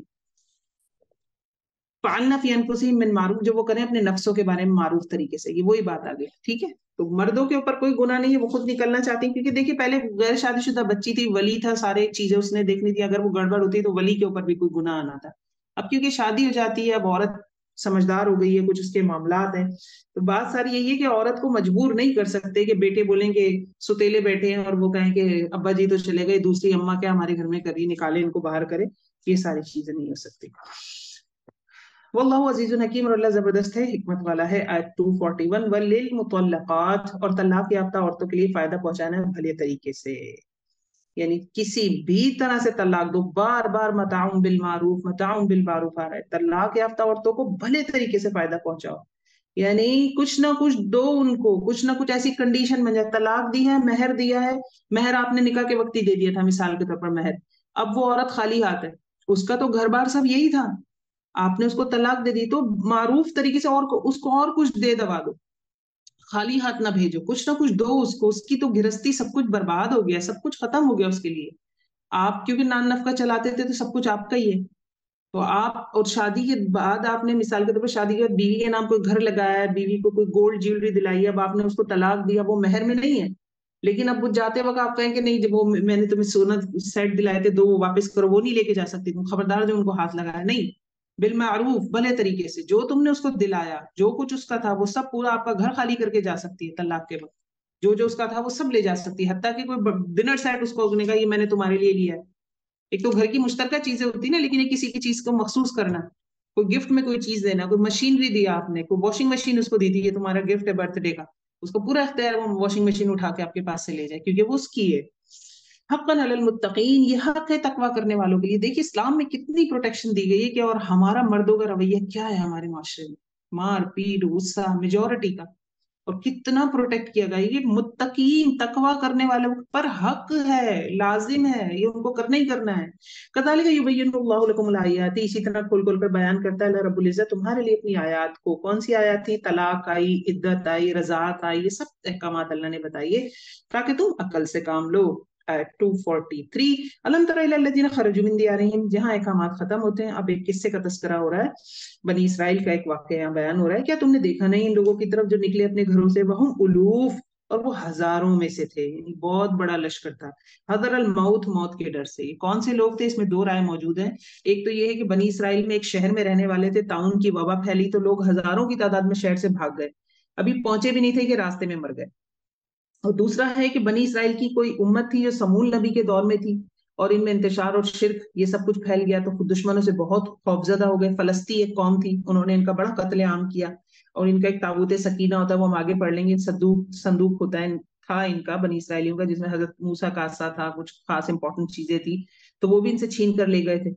تو اس سے بھی بچنے کے لیے اپنے شہروں سے نکلے، اور راستے میں موت طاری ہو گئی اور 20 سال تک یہ مرے رہے. دونوں آرام موجود ہیں. وہم الوف حذر الموت، اور وہ ہزاروں میں تھے، موت کے ڈر سے گھروں سے نکلے. تو ہم نے کہا ان کو کہ مر جاؤ، تو کہا ان کو اللہ نے کہ مر جاؤ. ثم احیاہم، پھر اس کو زندہ کر دیا. ان اللہ لذو فضل علی الناس ولکن اکثر الناس لا یشکرون، اور اللہ رب العزت البتہ فضل والا ہے لوگوں پر، لیکن اکثر لوگ شکر ادا نہیں کرتے.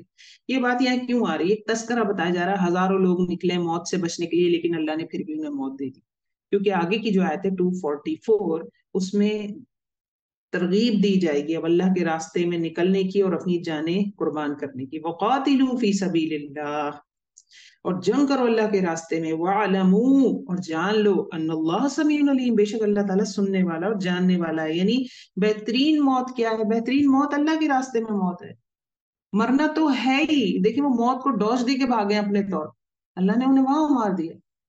اب دیکھیں نا غزہ میں بھی لوگ شہید ہو رہے ہیں، اور آس پاس سے ادھر ادھر سے نارمل لوگوں کی بھی آپ کو خبریں آ رہی ہوں گی، فلاں کا انتقال ہو گیا، فلاں کا آ رہی ہیں، بالکل آ رہی ہیں.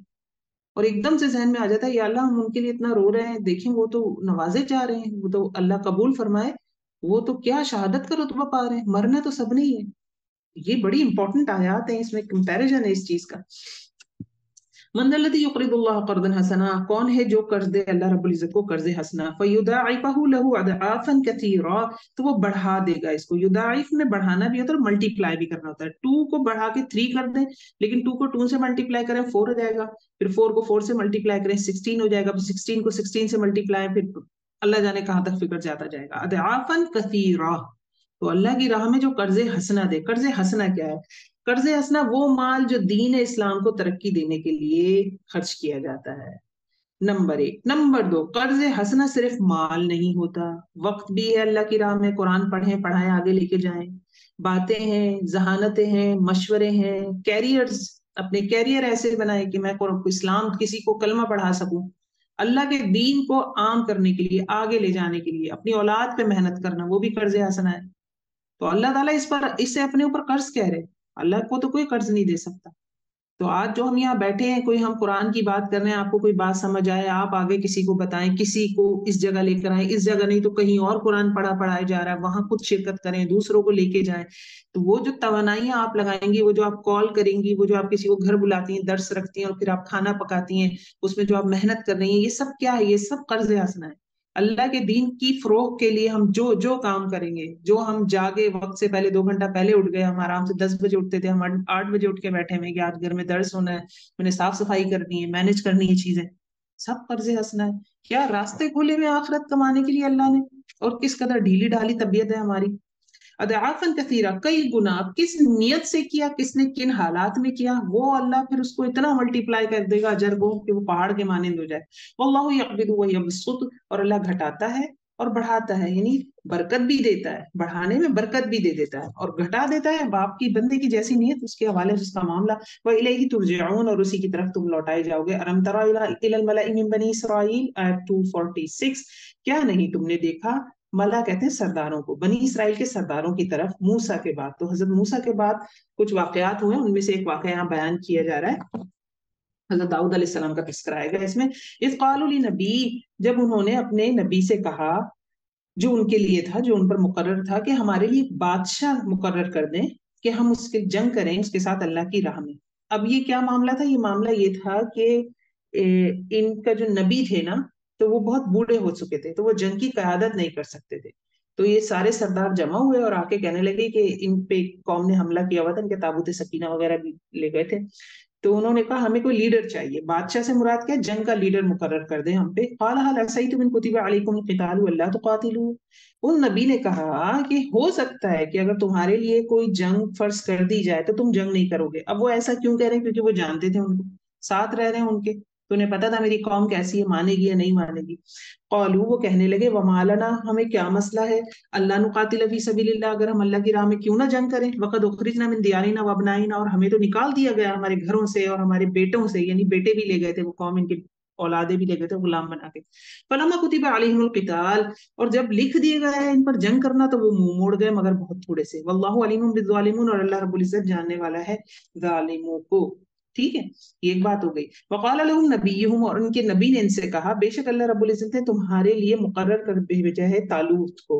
طالوت کون تھے؟ طالوت کے حوالے سے ایک روایت یہ ہے کہ حضرت داؤد علیہ السلام تھے، یہ غریب لوہار کے بیٹے تھے۔ اب وہ تو ملا تھے، مطلب سردار تھے، انہوں نے کہا اچھا یہ ہم اس کی بات مانیں گے، غریب لوہار کا بیٹا، ملکن ایک بادشاہ۔ قالوا ان یکون له الملک، کہنے لگے سردار کہ اس کے لیے کیسے بادشاہت ہو گئی ہم پر، اور ہم زیادہ حقدار ہیں بادشاہت کے اس کے مقابلے میں، اور اس کے پاس تو کوئی مال بھی نہیں ہے۔ ٹھیک ہے، وہی بات کہ مال کی بنیاد پہ چاہ رہے ہیں نا فیصلہ، اللہ رب العزت تو جس کو چاہتے ہیں فضل سے نوازتے ہیں۔ قال ان اللہ اصطفاہ علیکم وزادہ بسطہ، نبی نے کہا کہ بے شک اللہ نے اس کو چن لیا ہے تمہارے مقابلے میں اور اس کو کشادگی میں بڑھا دیا ہے۔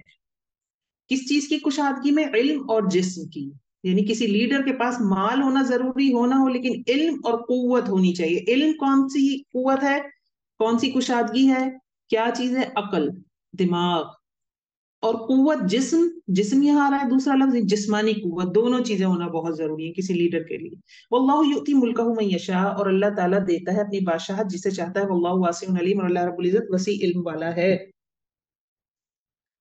وقال لهم نبیہم، اور کہا ان کے لیے ان کے نبی نے۔ اب ایک دوسری روایت یہ بھی آتی ہے کہ اس طالوت کی فوج میں تھے حضرت داؤد علیہ السلام، اور یہ بھی مشہور ہے کہ یہ حضرت داؤد علیہ السلام ہی تھے۔ ٹھیک ہے، دونوں آرام موجود ہیں۔ اور کہا ان کے لیے ان کے نبی نے، بے شک نشانی اس کی بادشاہت کی یہ ہے کہ تمہارے پاس تمہارا تابوت آ جائے گا، جس میں حضرت ہارون اور حضرت موسیٰ کے باقیات تھے نا، بھی میں نے آپ کو بتایا تابوت سکینہ، تو وہ قوم یہ تابوت بھی لے گئی تھی، تو انہوں نے کہا کہ تابوت سکینہ تمہارے پاس واپس آ جائے گا، یہ اس چیز کی نشانی ہے کہ طالوت کو اللہ نے تمہارے اوپر بادشاہ بنایا ہے۔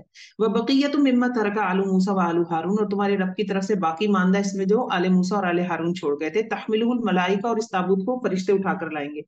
ان فی ذلک لآیہ، بے شک اس میں البتہ ایک نشانی ہے تمہارے لیے اگر تم ایمان لانے والے ہو۔ فرشتے کیسے اٹھا کے لائے؟ وہ جو قوم ان کا تابوت لے گئی تھی بنی اسرائیل کے اس گروہ کا، تو ان میں پریشانیاں، بیماریاں، مسائل پھیلنا شروع ہوئے، تو انہوں نے یہ ازیوم کیا کہ جو تابوت ہے ہمارے لیے منحوس ہے، تو انہوں نے ایک بیل گاڑی کے اوپر یا بیلوں کے اوپر کچھ اس طرح سے کر کے اس کو ہانک دیا، فرشتوں نے پھر ان بیلوں کو اس قوم کی طرف ہانک دیا، تابوت ان کے پاس پہنچ گیا۔ فلما فصل طالوت بالجنود، اب جب نشانی بھی ہو گئی تو وہ جنگ پہ راضی ہو گئے۔ پھر جب جدا ہوا طالوت لشکروں کے ساتھ، قال ان اللہ مبتلیکم بنہر، تو انہوں نے کہا کہ بے شک اللہ تعالیٰ تم کو ایک نہر کے ساتھ آزمائے گا۔ طالوت نے کہا اپنے لشکر کو کہ اللہ رب العزت تمہیں ایک نہر کے ذریعے آزمائے گا۔ فمن شرب منہ فلیس منی، تو جو کوئی اس سے پانی پی لے گا تو وہ مجھ میں سے نہیں ہے۔ ومن یطعمہ، اور جو کوئی اس میں سے چکھے گا ومن لم یطعمہ، جو کوئی اس میں سے نہیں پیے گا فإنہ منی، تو وہ مجھ میں سے ہوگا، الا من اغترف غرفہ، مگر یہ کہ تھوڑا سا پی لے، چلو بھر پی لے، بیدی، اپنے ہاتھ سے، یعنی بہت پیاس کا عالم ہے، نکلے میں جنگ کے لیے سفر میں ہے اور پیاس لگ رہی ہے، نہر آئے گی راستے میں، اللہ تمہیں آزمائے گا، میں تمہارا لیڈر تمہیں یہ حکم دیتا ہوں کہ تم اس میں سے نہیں پیو گے، ہاں بس ایک ایک چلو تھوڑا بہت پی لو۔ فشربوا منها الا قليلا منهم، تو انہوں نے پیا اس میں سے مگر بہت تھوڑے سے تھے. یعنی جو 313 کے بارے میں جو اصحاب بدر کی بھی تعداد تھی، کہا جاتا ہے کہ ان کے بھی طالوت کے لشکر میں بھی 313 ہی ایسے تھے جنہوں نے بس چلو بھر پیا، باقی سب نے پیٹ بھر بھر کے پانی پیا. فلما جاوزہ، وہ اب پھر جب اس نے پار کیا اس کو، یعنی اس نہر والے راستے سے نکل گئے، والذین آمنوا معہ، اور وہ لوگ جنہوں نے جو اس کے ساتھ ایمان لائے، یعنی جنہوں نے زیادہ پانی پی لیا تھا وہ ڈراپ کر دیے گئے، جو 313 جنہوں نے کم پانی پیا تھا وہ حضرت داؤد یا طالوت کے ساتھ آگے چلے. قالوا لا طاقت لنا اليوم بجالوت وجنودی، تو وہ کہنے لگے، جو لشکر تھا وہ کہنے لگے کہ کوئی طاقت نہیں ہے ہمارے لیے کہ ہم جالوت کے اور اس کے لشکروں کے سامنے مد مقابل آ جائیں. اب جو دوسرا اپوزیشن پارٹی کہہ لیں، جو دوسرا لشکر تھا کفار کا، اس کا لیڈر تھا جالوت. اور جالوت کے بارے میں یہ ملتا ہے کہ وہ بالکل پورا ذرا بختر پورا بند تھا، صرف اس کی ایک آنکھ کھلی ہوئی تھی، باقی سارا لوہے کا حوض جو کور ہوتا ہے سب کچھ انہوں نے پورا فل پروٹیکٹ کیا ہوا.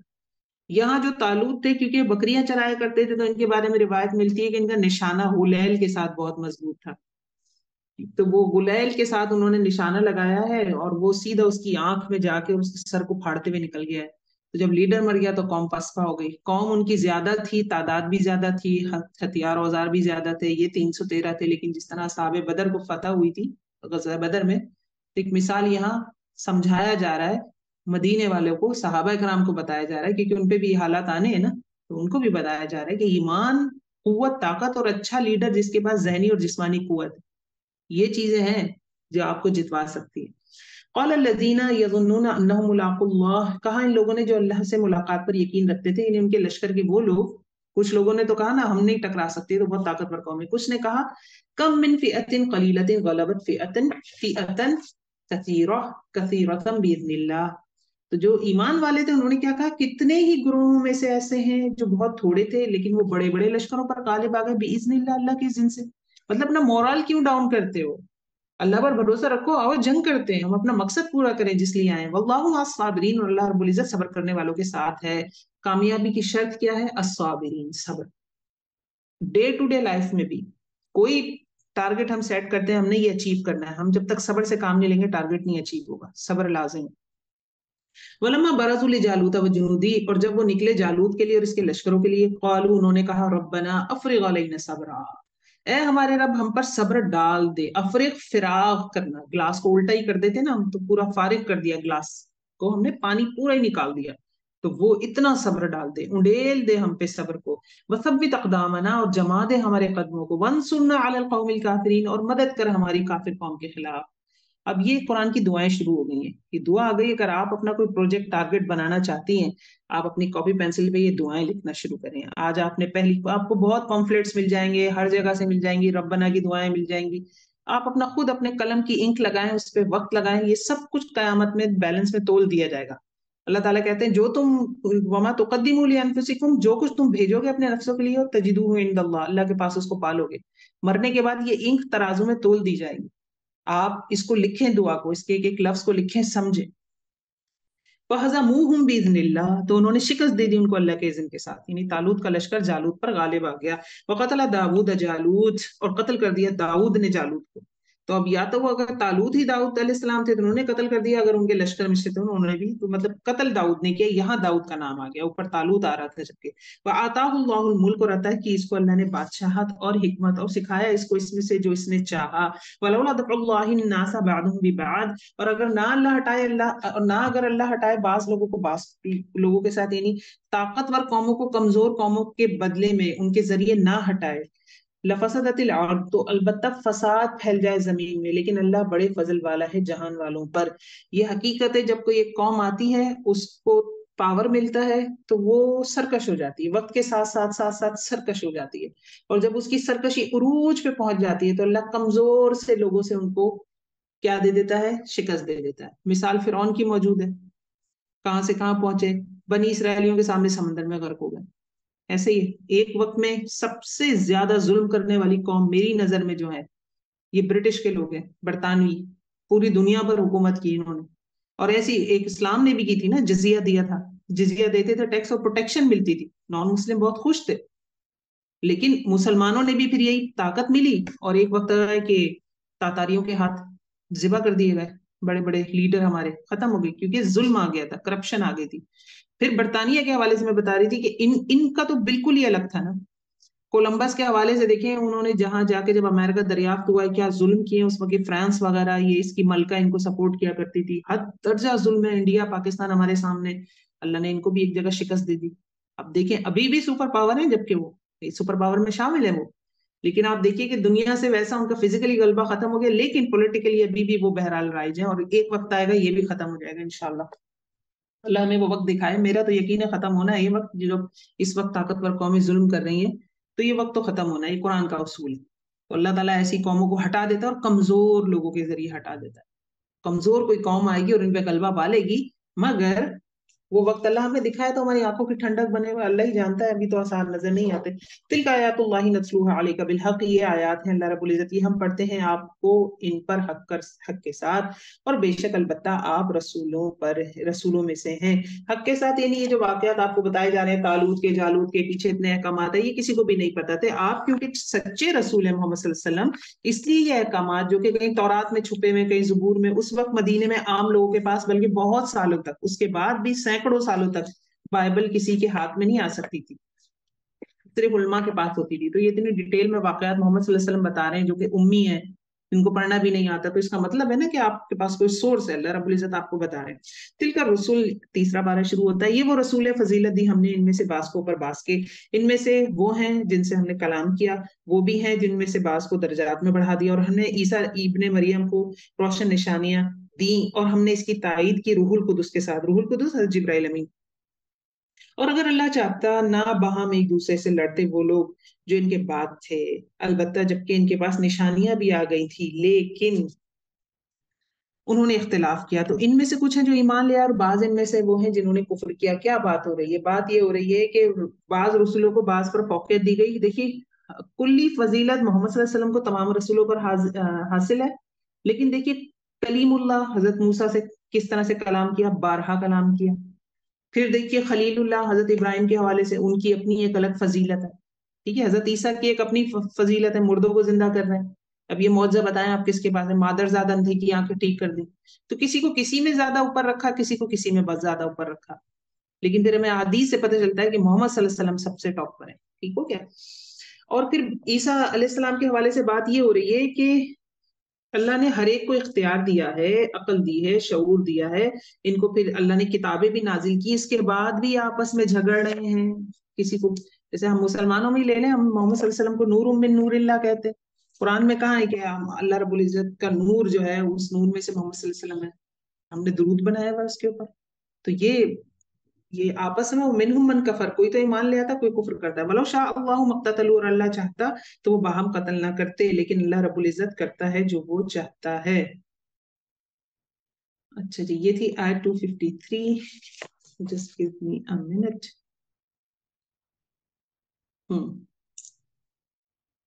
اس میں ایک چیز یہ بھی ہے کہ آپس میں ایک دوسرے سے فضیلتیں نہ کرتے پھریں، کہ وہ حضرت عیسیٰ کے حوالے سے کہتے ہیں نا، کرسچنس کی آپ ٹاک سنیں تو یہ کہتے ہیں کہ محمد صلی اللہ علیہ وسلم کیسے اوپر ہو سکتے ہیں حضرت عیسیٰ سے؟ حضرت عیسیٰ تو مردوں کو زندہ کرتے تھے، اور ہم اب کہتے ہیں کہ حضرت محمد اتنے اوپر ہے، نور من نور اللہ.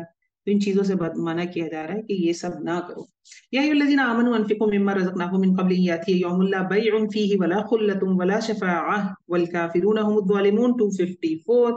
اے لوگوں جو ایمان لائے ہو، اس میں سے خرچ کرو جو ہم نے تم کو رزق دیا، اس سے پہلے کہ آ جائے ایک ایسا دن جس میں لا بیع، کوئی تجارت نہیں، ولا خلہ، کوئی دوستی نہیں، ولا شفاعہ، کوئی سفارش نہیں. یہ تین چیزیں آپ کو بچاتی ہیں دنیا میں جو کرائسس ہم فیس کرتے ہیں، اس سے نکلنے کے لیے تینوں چیزیں کام آتی ہیں. ٹھیک ہے نا؟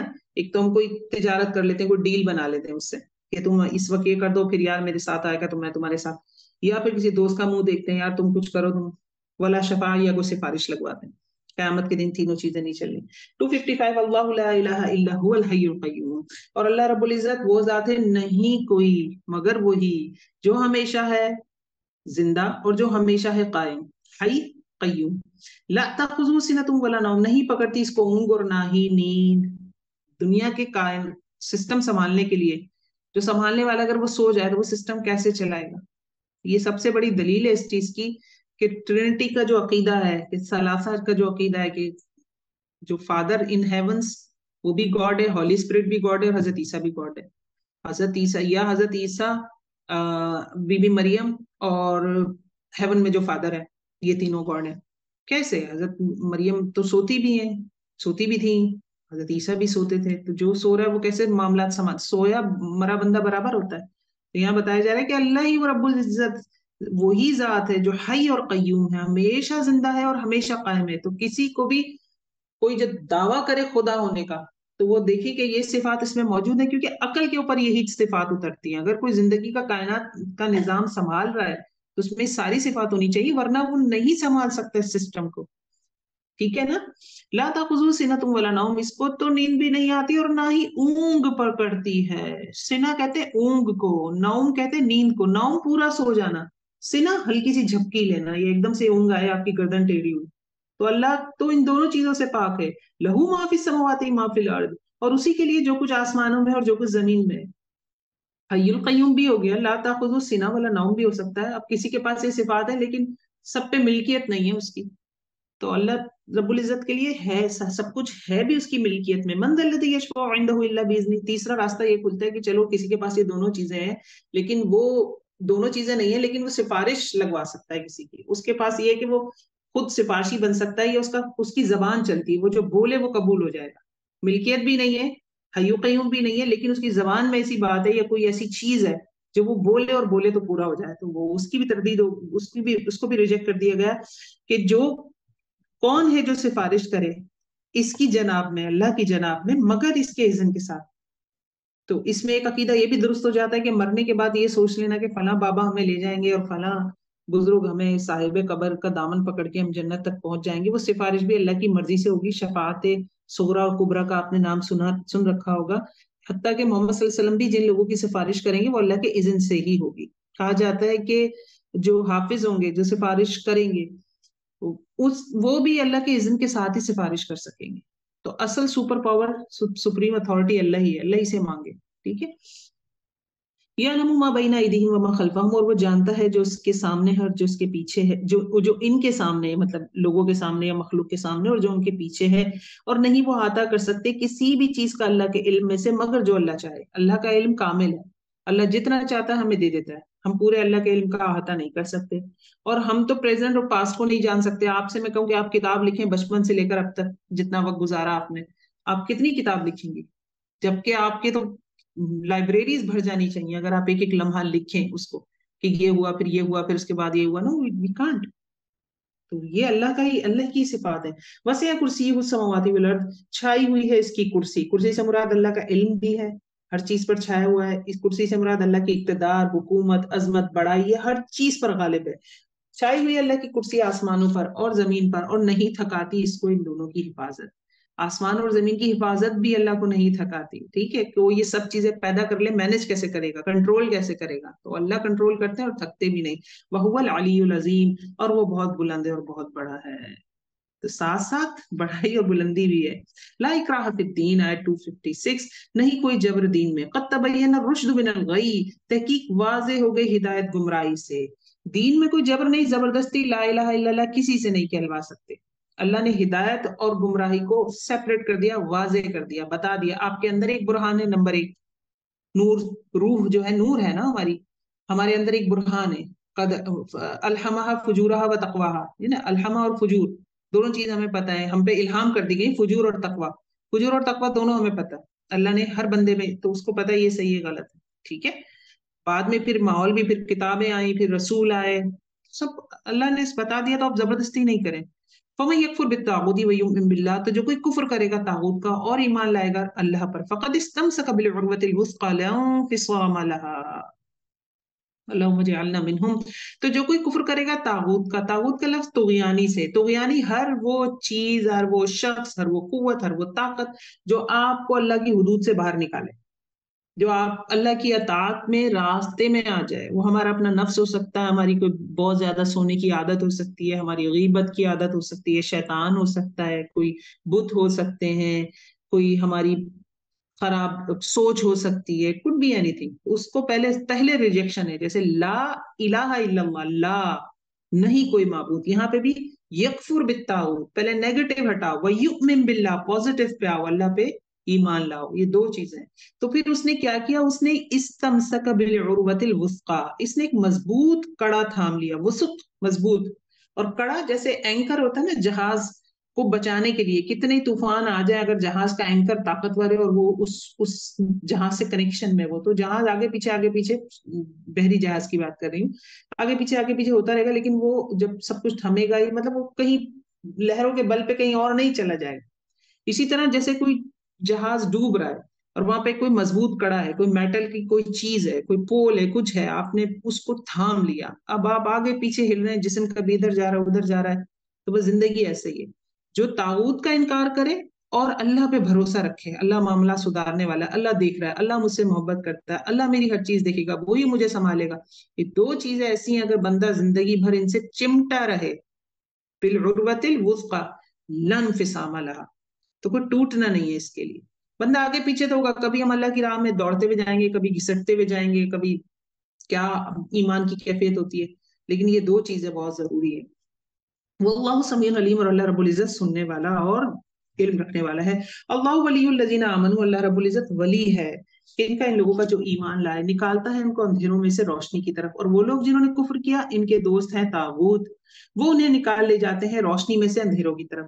اللہ تو نکالتا ہے اندھیروں سے روشنی کی طرف، تو یہ طاغوت جو ہیں، جو ہماری فیلنگز ہیں، جو ہماری نفس کی خواہشات ہیں، یہ ہمیں روشنی سے کیوں نکال رہی ہیں؟ تو کیا ہم روشنی میں ہیں؟ بات اصل یہی ہے کہ ہر بچہ دین فطرت پہ پیدا ہوتا ہے اور اس کا دل گواہی دیتا ہے کہ ایک ہی خدا ہے، گائے خدا نہیں ہو سکتی، حضرت عیسیٰ خدا نہیں ہو سکتے، حضرت عزیر خدا نہیں ہو سکتے، اس کا دل گواہی دیتا ہے درخت خدا نہیں ہو سکتا، سورج وہ روشنی میں ہے۔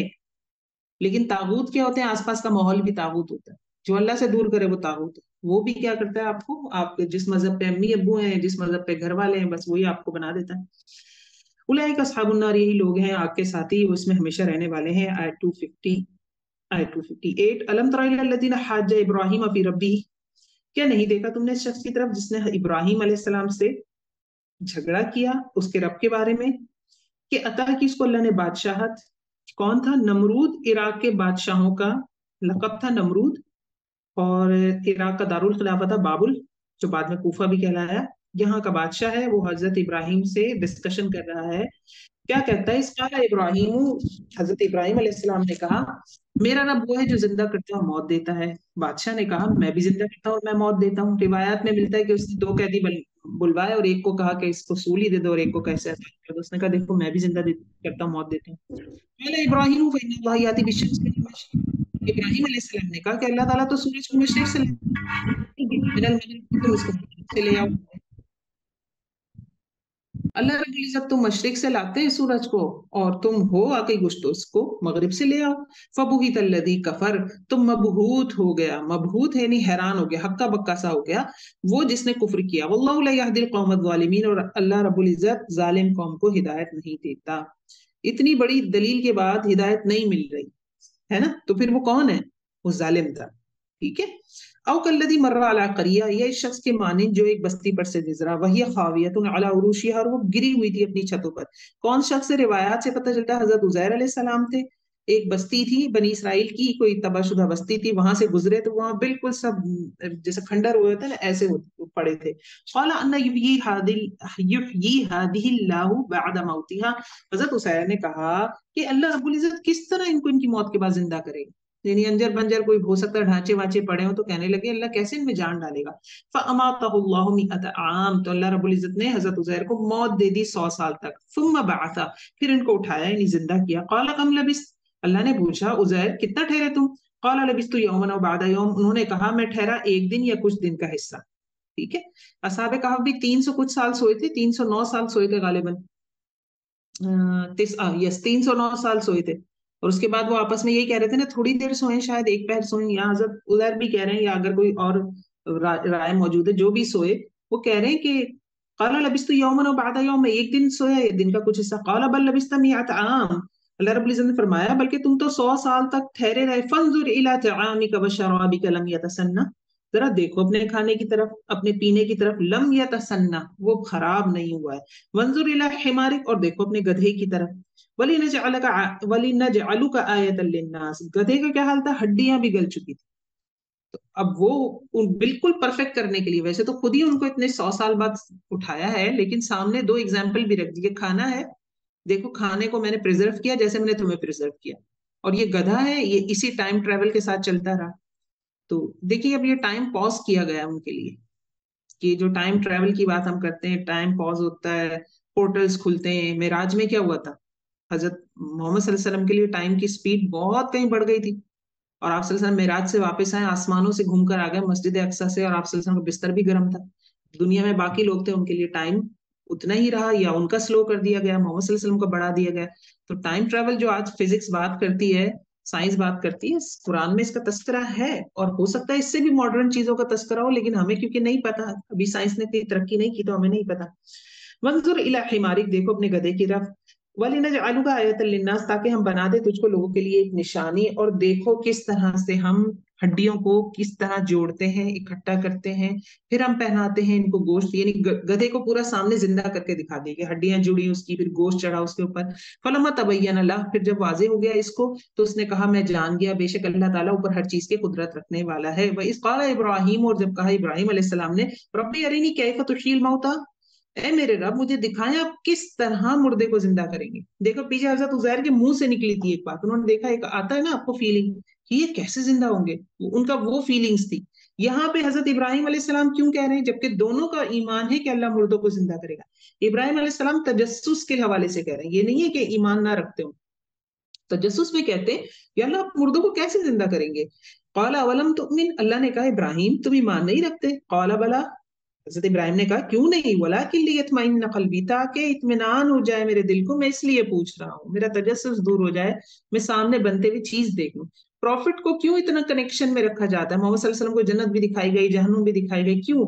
کیونکہ اس کا اپنا یقین جب پکا ہوگا تو وہ آگے اچھا بتا سکے گا. میں کوئی چیز دیکھ کر آؤں گی تو میں آپ کو اچھا بتا سکوں گی کہ میں فلاں کنٹری گئی تھی اور وہاں پہاڑ ایسے ہیں، درخت ایسے ہیں، اور میں نے دیکھا نہیں ہوگا تو میں کیسے صحیح سے بتا سکوں گی؟ تو یہ ایک طریقہ ہوتا ہے، اسی لیے مثالیں بھی قرآن میں بیان کی گئی ہیں. قال فخذ اربعۃ من الطیر، فرمایا اللہ رب العزت نے تم 4 پرندوں میں سے لے لو اور پھر ان کو اپنی طرف مائل کر لو، نہیں مانوس کر لو خود سے، ان کو ٹرین جسے کہتے ہیں نا کہ آپ کے عادی ہو جائیں وہ. پھر رکھ دو اوپر ہر ایک کے پہاڑ، ان میں سے ایک حصہ پہاڑ پر، ان میں سے ایک حصہ یعنی ذبح کرو، ان کے گوشت کے ٹکڑے کرو اور پہاڑوں کے اوپر ان کے ٹکڑے بکھیر دو. ثم ادعوہن، پھر بلاؤ ان کو، یاتینک سعیا، وہ آئیں گے تیرے پاس دوڑتے ہوئے. وعلم ان اللہ عزیز حکیم، اور جان لو کہ اللہ غالب ہے، حکمت والا ہے. یعنی تم نے اپنے ہاتھ سے ان کے ٹکڑے ٹکڑے کر کے پہاڑوں میں پھیلائے تھے، اور جب تم نے پکارا تو میں نے اسے زندہ کر کے تمہارے پاس دوبارہ بھیج دیا. مثل الذین ينفقون اموالهم فی سبیل اللہ، مثال ان لوگوں کی جو خرچ کرتے ہیں اپنے مالوں میں سے اللہ کے راستے میں، اللہ کے راستے میں خرچ یعنی اسلام کے راستے میں، مسلمانوں اور اسلام کے فائدے میں، ان کی مصلحت میں جو خرچ کرنے والا مال ہوگا وہ فی سبیل اللہ کہلاتا ہے. اس مال کی مثال کیسی ہے؟ آیت 261 پہ ہوں میں. کمثل حبہ، یہ ایک دانے کی طرح ہے، انبتت 7 سنابل، جس نے 7 بالیاں اگائی، فی کل سنبولۃ 100 حبہ، اور ہر ایک بالی میں 100 دانے. وہ ایک گندم کا دانہ لیا اور اس سے 7 اس کی خوشے بنے، اور ہر خوشے کے اندر 100 دانے، تو ایک کے 700 دانے بن گئے. تو جو اللہ کی راہ میں دیتا ہے اس سے 107 کا 700 کے جتنا اجر ملتا ہے. ٹھیک ہے، ایک کا 10 تو پکا ہے، ایک کا 10 تو ملتا ہی ملتا ہے. 1 ریال آپ دیں گی، 1 روپیہ دے رہی ہیں تو آپ کو 10 روپے ملیں گے، یہ تو طے بات ہے. ٹھیک ہو گیا، نیکی کا بدلہ 10 گنا ہے. پھر اللہ کی راہ میں نیکی 700. اب آگے دیکھیے، واللہ یضاعف، اور اللہ بڑھاتا ہے، لمن یشاء، واسطے جس کے وہ چاہتا ہے. اب 700 سے 7000، 7 لاکھ، 7 کروڑ اور انفینٹی، اللہ جانتا ہے کس نے کن حالات میں، کس دل سے، کس نیت کے ساتھ نیکی کی، اس کی بنیاد پر اس کی نیکی بڑھا دی جائے گی. الذین ينفقون اموالهم فی سبیل اللہ، وہ لوگ جو خرچ کرتے ہیں اپنے مالوں کو اللہ کی راہ میں، پھر وہ نہیں پیچھا کرتے اس مال کا جو انہوں نے خرچ کیا. کس چیز کے ساتھ؟ احسان کے ساتھ اور اذیت کے ساتھ.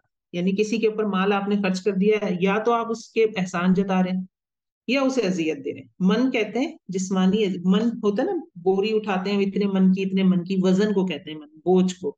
احسان جتا کر بھی بوجھ نہیں ڈالتے اور اذیت بھی نہیں دیتے. لہم اجرہم عند ربہم، ان کے لیے ان کا اجر ان کے رب کے پاس ہے. ولا خوف علیہم ولا هم يحزنون، اور نہ وہ غمگین ہوں گے اور نہ ہی ان پر کوئی خوف ہوگا. 3 چیزیں ہوں گے، اجر بھی ملے گا، وہ آپ کا پریزرو ہو گیا، اور خوف اور غم نہیں ہوگا. خوف کس چیز کا ہوتا ہے؟ فیوچر کا. غم کس چیز کا ہوتا ہے؟ پاسٹ کا. اور ان دونوں چیزوں کے درمیان ہی ہم جیتے ہیں. ہم فیوچر میں، ہم پریزنٹ میں جی رہے ہیں، لیکن کبھی ہم پریزنٹ کے بارے میں نہیں سوچ رہے ہوتے.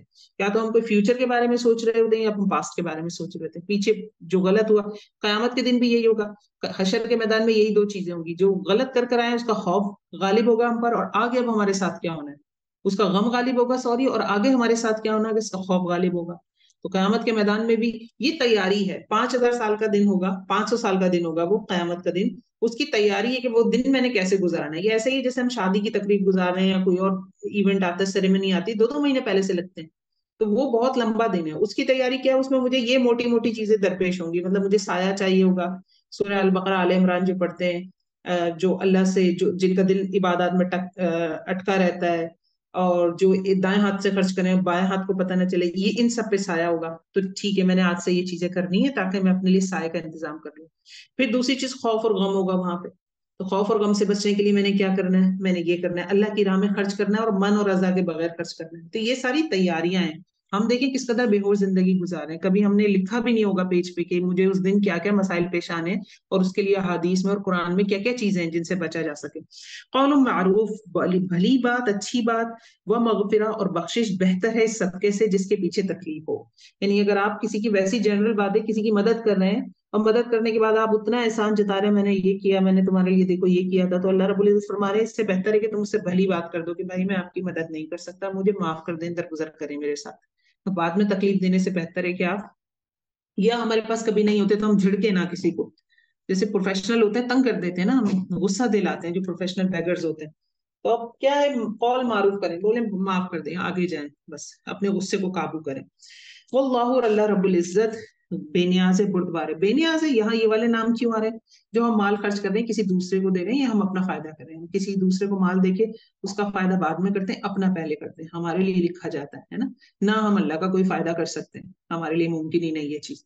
یا ایھا الذین آمنوا لا تبطلوا صدقاتکم بالمن والاذی، اے وہ لوگوں جو ایمان لائے ہو، تم ضائع نہیں کرو اپنے صدقات کو من اور رضا کے ساتھ، احسان جتا کے اور اذیت دے کے. کالذی ينفق مالہ رئاء الناس، اس شخص کی طرح جو خرچ کرتا ہے اپنے مال کو دکھاوے یا ریاکاری کے لیے، اور نہیں وہ ایمان لاتا اللہ پر اور یوم آخرت پر. تو پھر ایسے شخص کے خرچ کی مثال ایسی ہے جیسے کہ ایک چکنا پتھر ہے جس پر مٹی ہو، اور اس پر بارش گرے، تیز بارش گرے، تو وہ ساری مٹی بہہ جائے اور وہ چکنا پتھر واپس چکنا ہو جائے. یعنی جیسے پتھر کے اوپر مٹی ہے نا، مٹی تو ہے، مٹی پہ سبزہ بھی آ جائے گا، کچھ نہ کچھ گھاس پھوس نظر آ جائے گی. آپ کہیں گے واہ یار یہ تو خاتون بڑا نیکی کا کام کرتی ہیں، دیکھو انہوں نے فلاں کام کیا، فلاں کام کیا.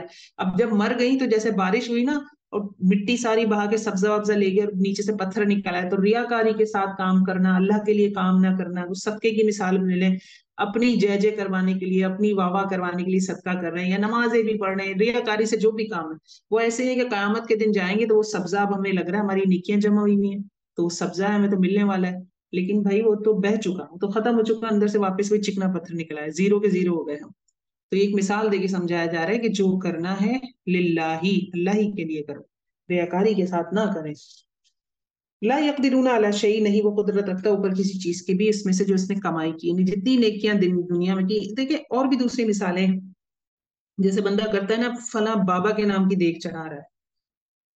اب اللہ جانے یہ کیوں ہم ان راستوں پہ، جو جن نیکیوں پہ ٹھپے لگے ہوئے جو آپ صلی اللہ علیہ وسلم نے اسٹیمپ لگا لگا کے بتائی ہیں، جو قرآن میں اسٹیمپ لگا لگا کے دی گئی کہ یہ نیکی کرو 10 ہے 700 ہے، یہ ہے یہ ہے، ہم ان کو چھوڑ کے وہ شک والی چیزیں کیوں کرتے ہیں؟ ہم نے کیوں شک میں پڑنا ہے؟ جب چیز اوریجنل ختم ہوتی ہے پھر بندہ کہتا ہے مارکیٹ میں اوریجنل اویلیبل نہیں ہے تو میں 2 نمبر لے لوں. لماذا، وائے وائے، جب چیزیں قرآن اور حدیث میں موجود ہیں، نیکیاں، ہم کیوں اپنے پیسے خرچ کریں؟ میں 10,000 شک والی چیز میں لگا رہی ہوں جس میں آدھے لوگ کہہ رہے ہیں یہ بدعت ہے اور آدھے کہہ رہے ہیں، میں کیوں جاؤں اس جگہ؟ وائے، جب میرے پاس اس 10,000 کو خرچ کرنے کے لیے اور بڑا ایک راستہ موجود ہے جس پہ اسٹیمپ لگی ہوئی کہ اس کا اجر ملا ہی ملا. واللہ لا يهدي القوم الكافرين، اور اللہ رب العزت ہدایت نہیں دیتا کافر قوم کو. ومثل الذين ينفقون اموالهم ابتغاء مرضات الله، اور مثال ان لوگوں کی جو خرچ کرتے ہیں اپنے مالوں کو اللہ کی رضامندی کے لیے، وتثبیتا من انفسهم، اور اپنے نفسوں کی پختگی کے لیے، یعنی آپ اللہ رب العزت کو راضی کرنے کے لیے. کمثل جنہ، ان کی مثال ایک باغ کی ہے، بھی ربوتن جو اونچی جگہ پہ ہے، اصابها وابل، پہنچی اس کو تیز بارش، فاتت اکلها ضعفین، تو وہ اپنا اجر دگنا دے گی، اپنا پھل دگنا کر دے گی. یعنی جو اللہ کی رضا کے لیے نیکی کر رہا ہے نا تو ایک کا 10 تو ہے ہی ہے، لیکن کیونکہ اللہ کو خوش کرنے کے لیے صرف اللہ کے لیے نیکی کر رہا تھا تو پھر اس کے لیے اس کا ہے جیسے ایک پہاڑ کے اوپر کوئی باغ ہو، بارش آئی تیز تو ڈبل پھل دے دیا اس نے، یعنی آپ کا اجر بہت بڑھ جائے گا انشاءاللہ آخرت میں۔ فَإِلَّمْ يُصِبْهَا وَابِلٌ، اور اگر بارش نہیں بھی ہوتی، پہاڑی علاقوں کو دیکھیں نا، ہم نے بارش نہ بھی ہو تب بھی وہ صبر رہتے ہیں، فَقَلْ، تو پھر کیا ہے، صرف جو شبنم گرتی ہے وہی کافی ہے، یعنی وہ ہلکی سی شبنم بھی اس میں گرتی ہے پہاڑوں میں اور پھل آ جاتے ہیں ان میں کرنے کے لیے۔ واللہ بما تعملون بصیر، اور جو کچھ، اور اللہ رب العزت دیکھنے والا ہے اس سب کو جو کچھ تم عمل کرتے ہو۔ اچھا ایک آیت ہم اور کر کے اس کو ختم کرتے ہیں، چاروں کو پورے کر کے۔ ایود احدکم ان تکون له جنہ، کیا چاہتا ہے تم میں سے کوئی ایک کہ اس کے لیے ایک باغ ہو کھجوروں کا اور انگوروں کا، اور اس کے نیچے سے نہریں بہتی ہوں اور اس میں ہر طرح کے پھل ہوں، اور پھر اس شخص کو، اس باغ کے مالک کو بڑھاپا پہنچ جائے اور اس کے لیے اس کی اولاد بھی ہو، فاصابہ اعصار، تو اس باغ کو ایک بگولا یعنی سخت آندھی آ جائے، نارن فاحترقت، جس میں آگ بھی ہو، یعنی تیز لو چل گئی مثال کے طور پر، تو اس نے سارا باغ جلا دیا۔ کذالک یبین اللہ لکم الآیات لعلکم تتفکرون، اس طرح اللہ رب العزت بیان کرتے ہیں تمہارے لیے نشانیوں کو تاکہ تم غور و فکر کرو۔ اب یہ تیسری مثال کس کی جا رہی ہے؟ بہترین باغ ہے، بہترین آمدنی ہے، بہت زبردست لشپش باغ ہے، سوچا ہے میرے بچوں کے کام آئے گا، میں مر جاؤں گا، اب بوڑھا بھی ہو گیا ہوں، دوبارہ وہ باغ بھی نہیں لگا سکتا، اور پھر تیز آندھی چلی اور سارا پھل باغ سب کچھ خراب ختم۔ یہ بھی کیا ہے؟ یہ بھی وہی ہے کہ انسان کیا کرے، ریاکاری میں بھی ہو جاتا ہے۔ مال خرچ کرنے کی 3 مثالیں یہاں دی گئی ہیں، شروع میں ایک ریاکاری والی مثال دی گئی، اب اس میں کیا ہے، ایک رنج ہے، یہ بھی نیت کی خرابی ہے، دکھاوا ہے یا احسان جتلانا ہے، یہ سب اس میں آ جائے گا کہ آپ کو باغ تھا، آخرت میں آپ باغ چاہتے تھے، دنیا میں ساری زندگی نیکی کرتے رہے، رشتے داروں پہ بھی خرچ کرتے رہے، یتیم بھانجے بھتیجوں پہ خرچ کرتے رہے، یہ سوچ کر کے سب کہیں گے ماموں کتنے اچھے ہیں، چاچا کتنے اچھے ہیں، گفٹ تحائف دے رہے ہیں۔ ہم لوگ جاتے ہیں جب اپنے ملکوں میں تحفے لے کے جاتے ہیں، کس نیت سے لے کے جاتے ہیں؟ کیا نیت ہوتی ہے ہماری؟ یہ نیت ہوتی ہے ہماری واہ واہ کریں گے سب، یہ نیت ہوتی ہے کہ تحادو و تحابو، آپ صلی اللہ علیہ وسلم نے کہا تحفہ دو اور محبتیں پھیلاؤ، کیا ہماری کس نیت سے کیا ہم کام کرتے ہیں؟ تو یہاں پہ وہی مثال ہے کہ بندہ جب آخرت میں جائے گا اور دیکھے گا کہ یہ ساری نیکیاں اتنی ساری زندگیاں کرتا رہا، یتیم کی کفالت اور وہ، تو یہ کیسے؟ پھر اس میں ایک چیز اور بھی ہے، اطمینان، مطلب نیکی کر کے، کیونکہ یہ والی جو آیت ہے اس میں ایک اطمینان کا فیکٹر ہے نا، کہ وہ اطمینان ہو گیا کہ میرے بچوں کا آخرت کا انتظام ہو گیا، تو کبھی ہم نیکیوں پہ کر کے مطمئن ہو جاتے ہیں اور دوسری نیکیوں سے غافل ہو جاتے ہیں۔ ہم سوچتے ہیں ہم نے تو بہت بھلا کر لیا، میں تو اتنے حج کر لیے، اتنے عمرے کر لیے، میں تو یہ والا کام بھی کرتی ہوں، یہ والا کام بھی کرتی ہوں۔ یہ اطمینان، یہ جو ایکسٹرا اطمینان ہوتا ہے، یہ شیطان کی طرف سے آتا ہے، تو یہ بھی پھر ایسا کر دے گا کہ آپ کا پتہ چلا قیامت میں گئے، پلس مائنس کرتے کرتے کرتے آپ کی ساری نیکیاں دوسروں کے پاس چلی گئی، اور آپ تو ہاتھ پہ ہاتھ دھر کے بیٹھ گئے تھے، آپ کو بڑا بھروسہ تھا اپنی نیکیوں پہ، اور آپ تو نل ہو گئے، نل NILL، زیرو ہو کے بیٹھے۔